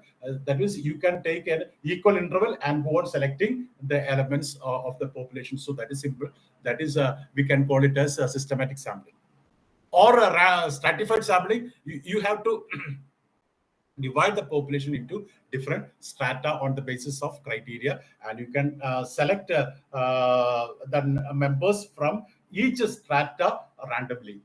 And this could be done either by proportionate stratified sampling or non-proportionate. I'm not mentioning all these things. You will be getting confused. And or cluster sample means you are taking a group as a whole. Suppose if you are going to make a study regarding this few colleges, higher education colleges, you are going to take 10 colleges.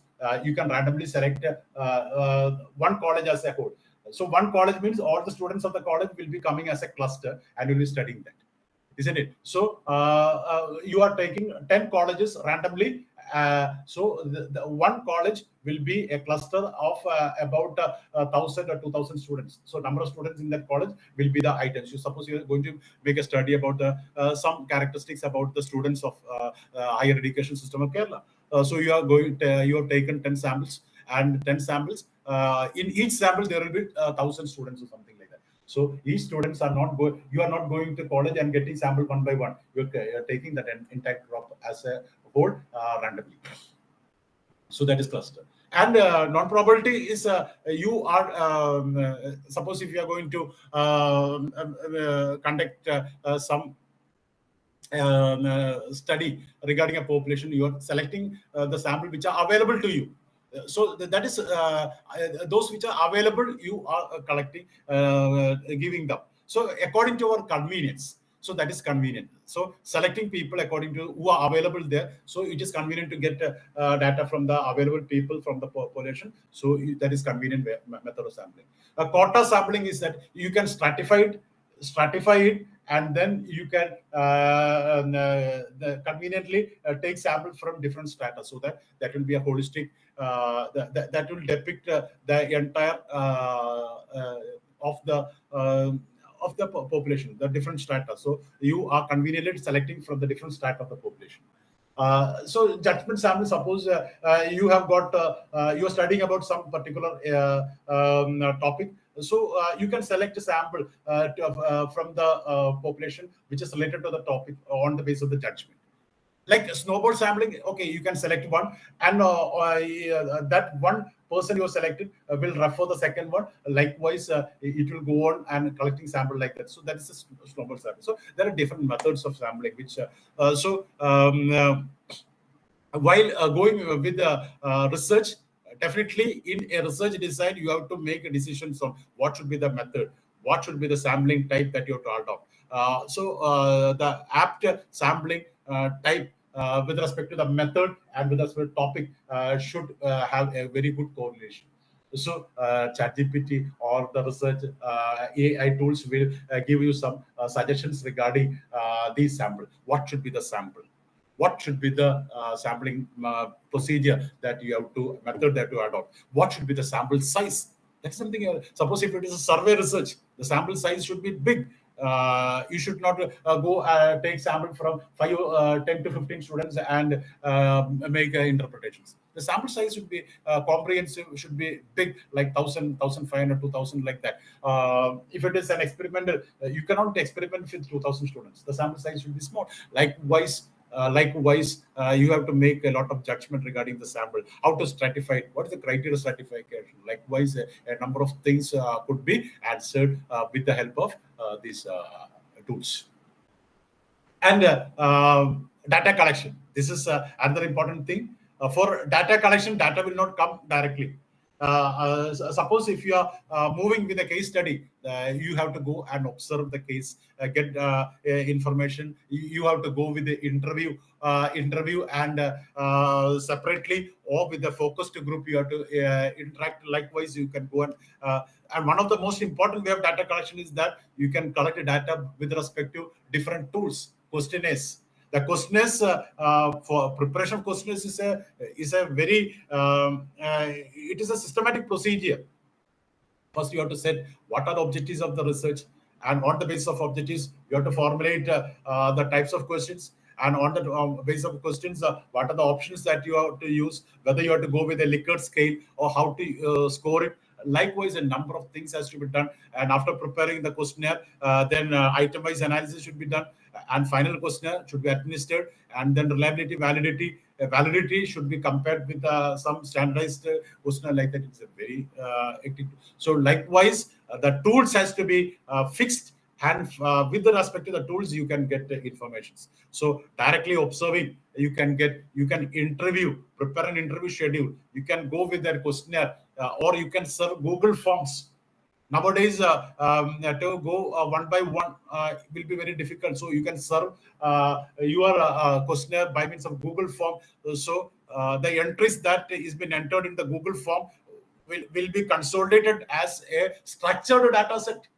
So you can simplify the process of scoring. It will be a structured data set, which could be finally you can take it for pre-processing.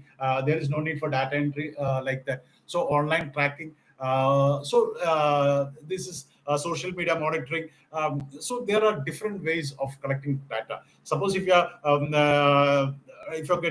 to get data from these online platforms, you can go with the web scraping. With some technical supports, you can go with the web scraping to get information which is already there, or setting out some opinion in an online platform. So likewise, you can have this. You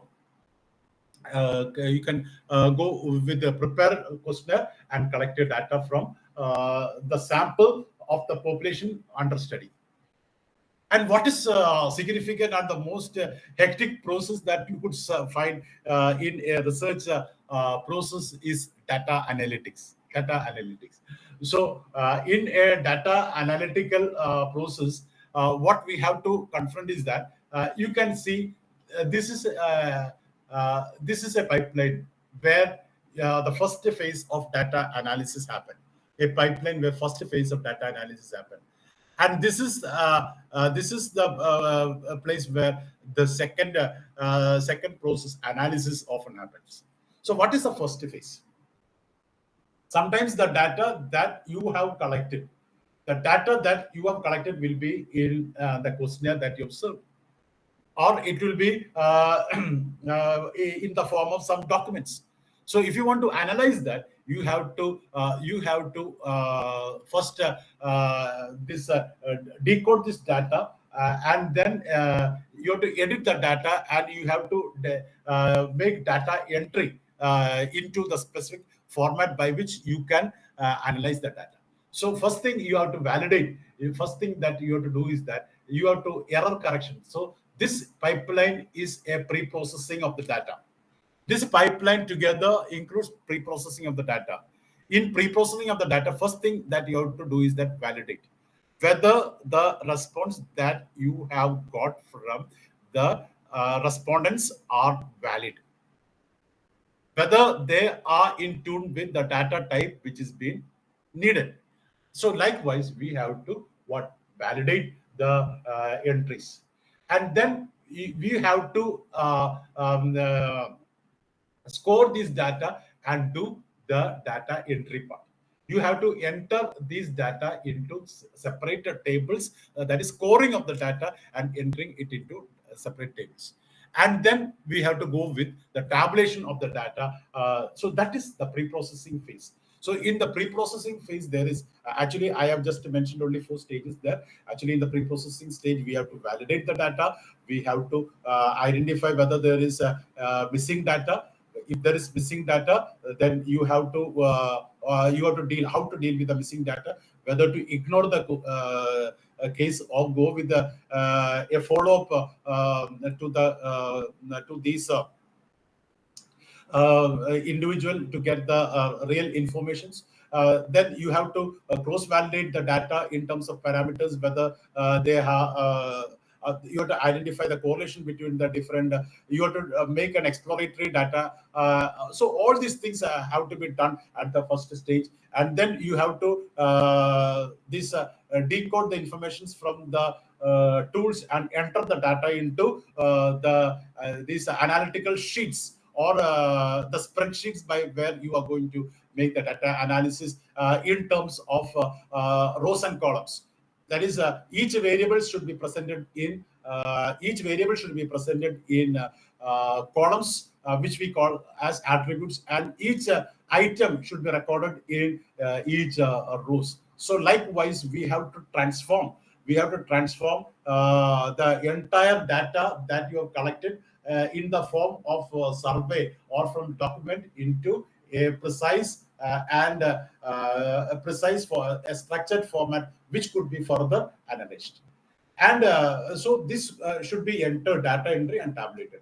And once this pre-processing phases has been over, then we have to go with the data analysis. So before starting with an analysis, you will be, it is always better to go with an exploratory data analysis. That is, you are, suppose if it is a statistical data or a quantitative data, you have to go with exploratory data analysis. The exploratory data analysis means a descriptive analysis which showcases what will be the nature of the distributions, what will be the mean, what is the median, what is the standard error, what is the skewness, what is likewise a number of measures has to be calculated in order to explore whether there is an internal consistency in the data, whether what is the type of data, whether it has been positively skewed. So that exploratory data analysis.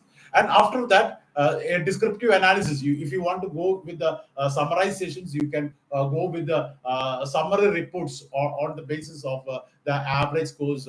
Or if you want to make a relationship study, you can go with the correlation analysis.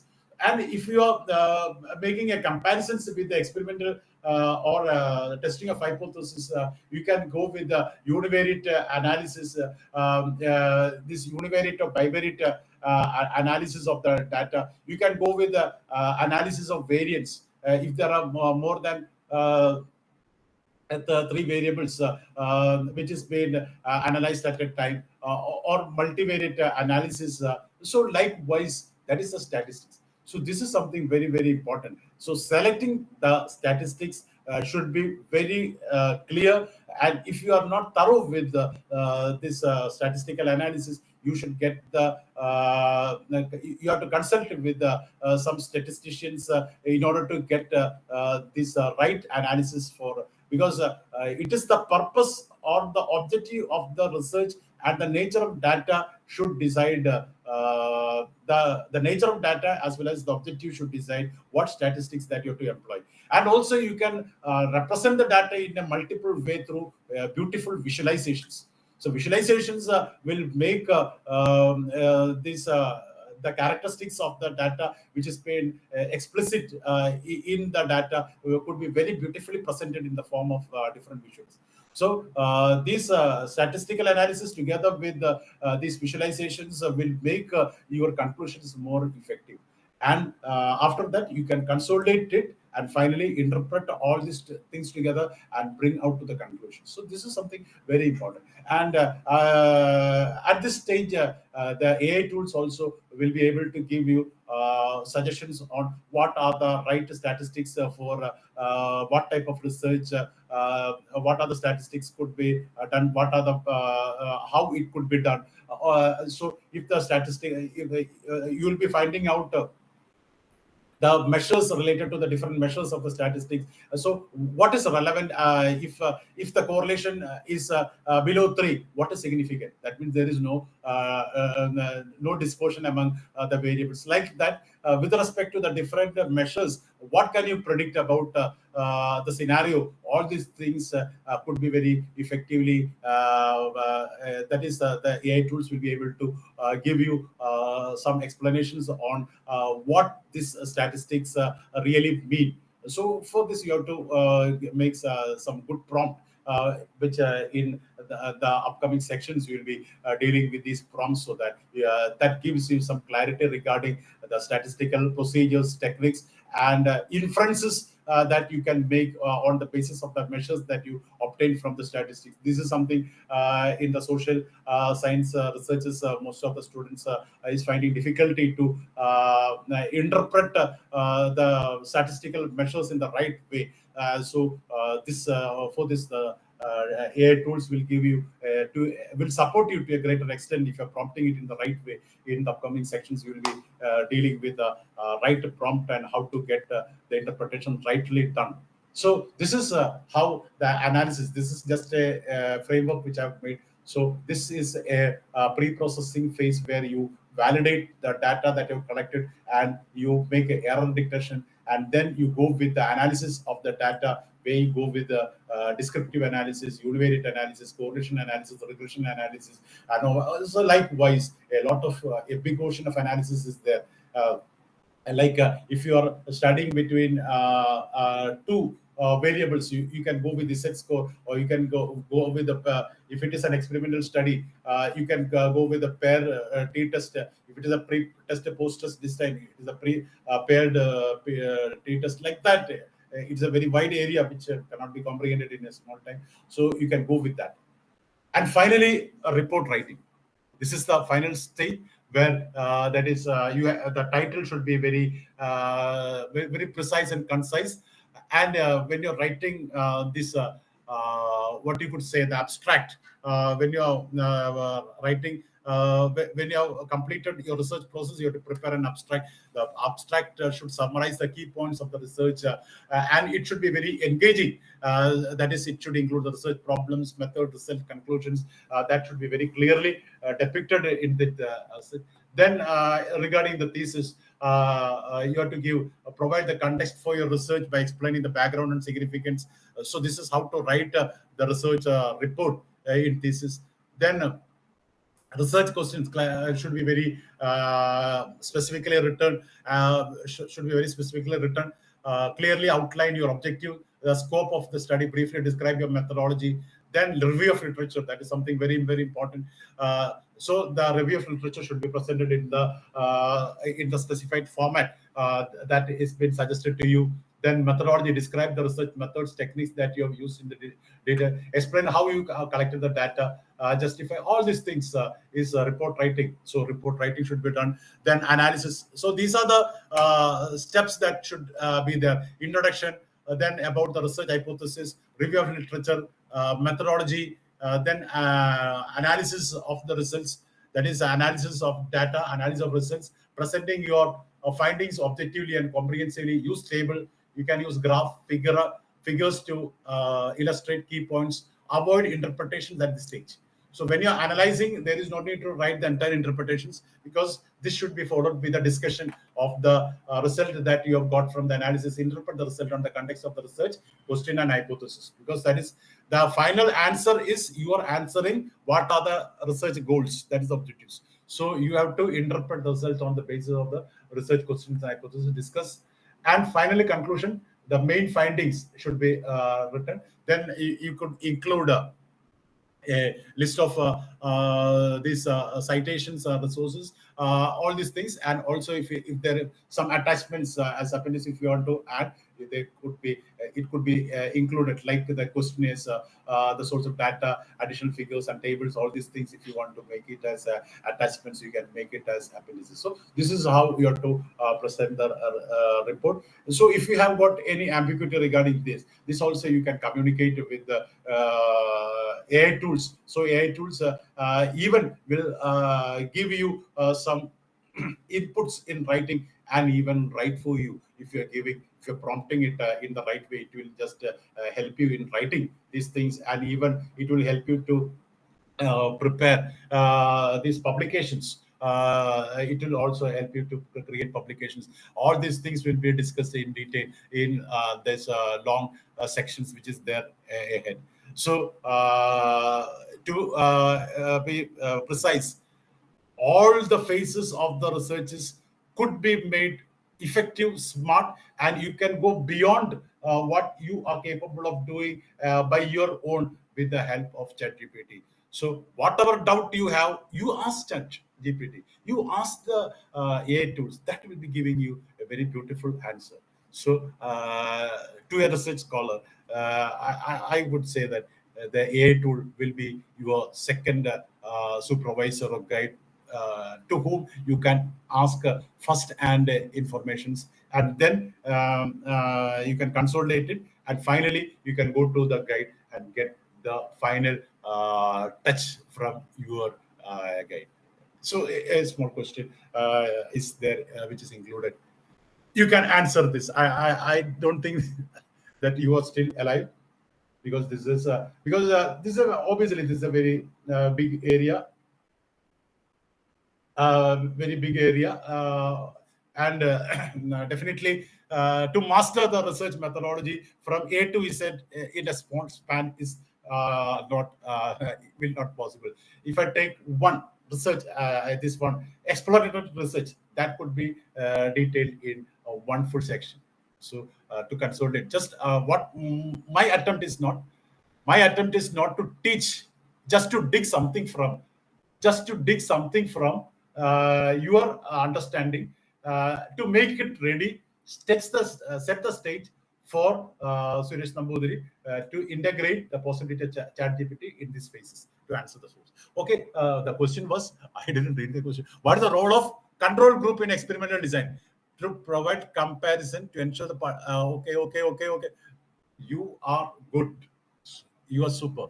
To provide comparison for evaluating the effect of the independent variable over the dependent variable. So obviously, that's right. So one more question there. Which of the following statement best describe the purpose of literature review in research? Literature review.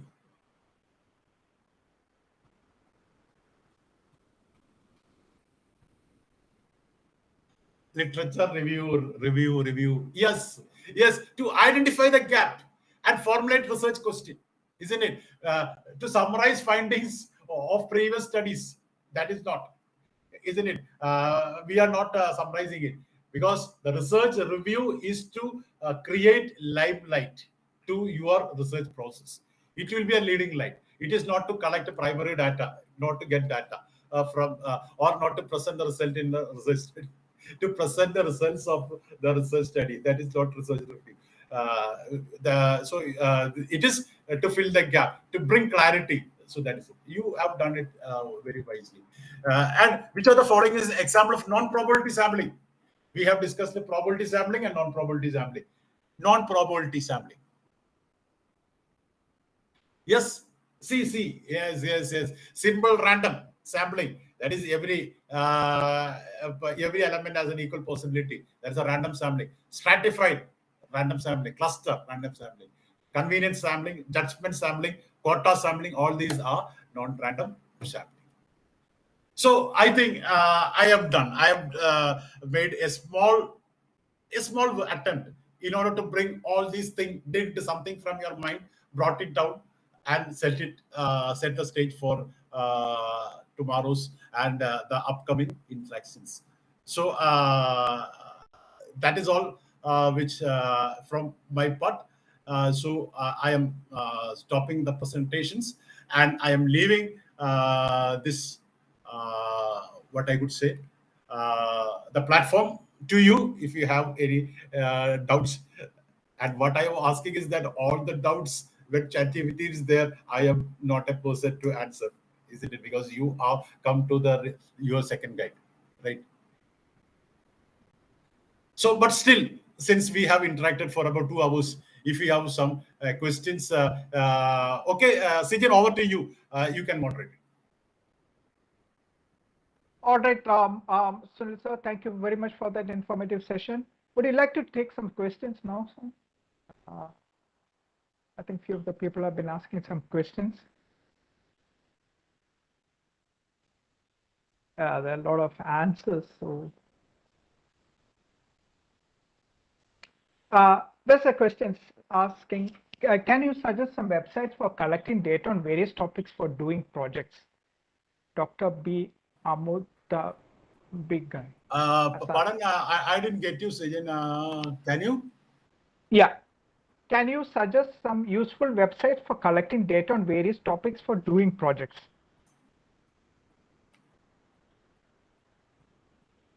Did you get it?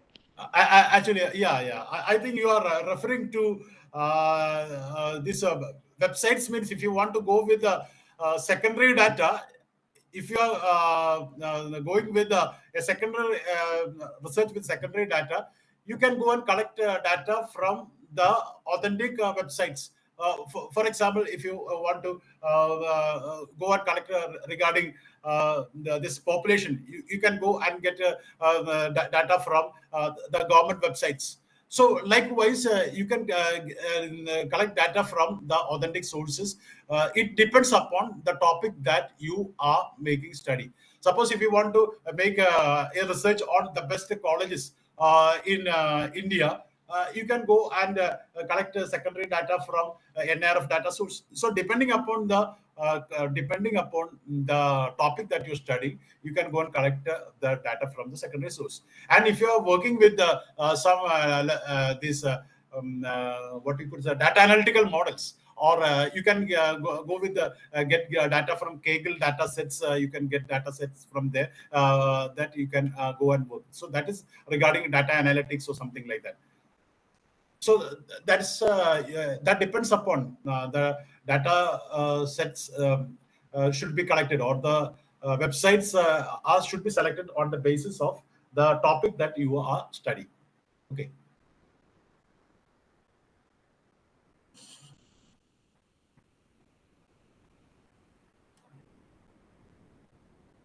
Okay. What is the ideal way of writing a review of literature? Okay, the review of literature. While writing the review of literature, the review of literature should be related to the topic that you're studying, and that review literature should be presented, should be classified in accordance with the different parameters that you have been included in the study, and it should be arranged in this order, this chronological order. That is, the latest should come in the at first, and it should be in accordance with the specifications which has been suggested by the university.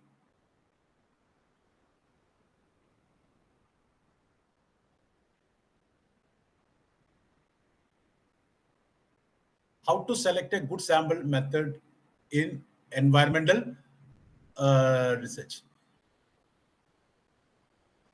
So in an environmental research, suppose if you are dealing with the environmental parameters, you can use the sensor data in order to record the temperature, pressure, etc., etc. So suppose if you are working with some environmental these a special species of these animals or birds, that is a tedious process. You have to go and make direct observations, and then you have to collect the data. So here so that is a qualitative type of research.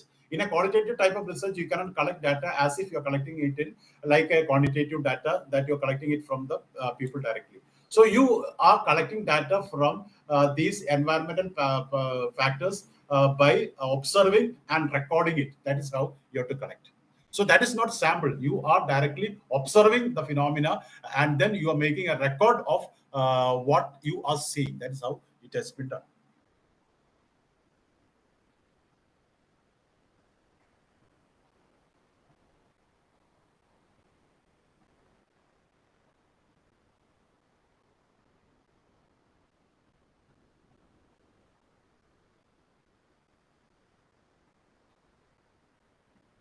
So, I think since this is a segment where we are trying to explore the possibility of AI tools, you just put this question, whatever question you want to get answered, you just put it, you prompt it and put it to the AI tools. You will be getting a very precise and concise explanations regarding all the doubts.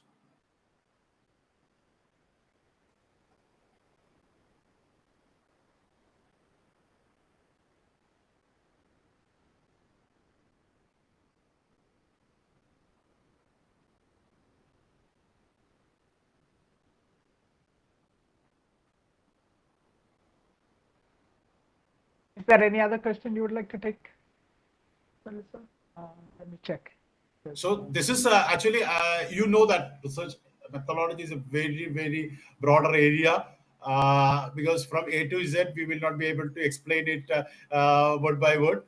So just I have made an attempt to just dig out the research pipeline from the start to the end, and set the stage so that you can take all your inquiry into the AI tools. So the outcome of this FTP is getting your issues solved with the help of AI tools. So for this, you need prompting.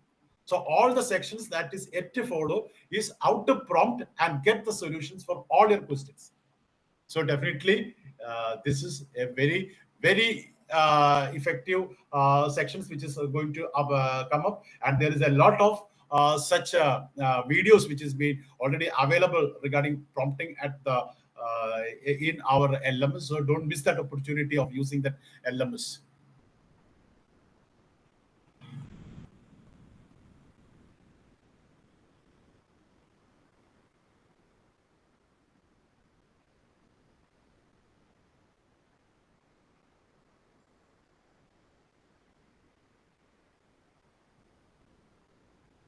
Okay, a few of the people have been asking for the program schedule. We have put the program schedule. Okay, now for the details of each of the days schedule, we will be having a session tomorrow at 7 p.m. That will be on prompt engineering, and then again that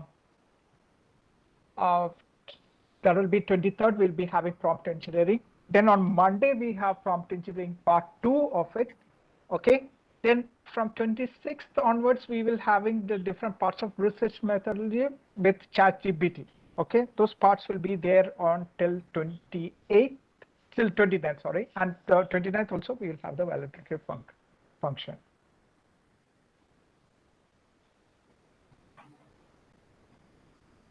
Okay, so make sure that you join for all these sessions, because today was the foundation for the research methodology. Now that's just serving as a foundation. Now you will have deeper subjects within the coming days. So please make sure you attend the rest of the sessions as well.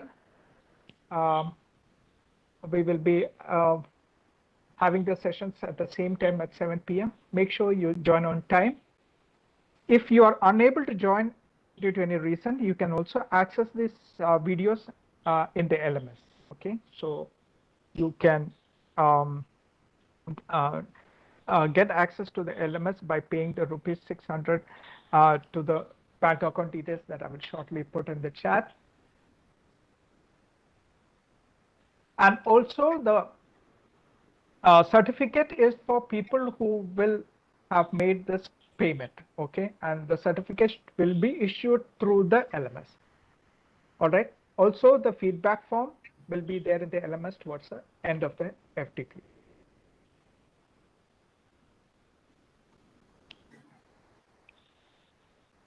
Is there anything else, sir, you want to add? So, okay, I think we can conclude this section. So one more thing, I think the participants of this FTP, I think those who paid participants will be getting that is a question paper generating AI software, where those who are working in the colleges, they could very easily just prepare question paper with the help of AI tools just by inputting the syllabus and the template of question paper. In one click, you will be able to create question paper. That's something very exciting thing, which will be given to the I think it is to the participants, paid participants. They could avail that. So that will be something advantageous. So you can enjoy it. So explore all the possibilities of these AI tools and make your research work very smart. So all the upcoming sections will be very engaging. You will really love it. So have a very this is engaging as well as very informative sections ahead. Hope you will enjoy all the day's programs with the working with the AI tools. So I'm concluding. So thank you all for hearing me for such a long time. So thank you and have a good night. Okay, I can see that some people are saying that they paid for the registration. If you are paid for the registration, make sure that you have made your send the payment proof of the screenshot to the WhatsApp number that is mentioned there and have it verified. Okay, now those people who are paid today will get the LMS access by tomorrow only. For those people who are paid yesterday, till yesterday and all, will get the access by today. Okay. Yeah, if you have made the payment, please make sure that you have made your payment verification to the WhatsApp number in the chat.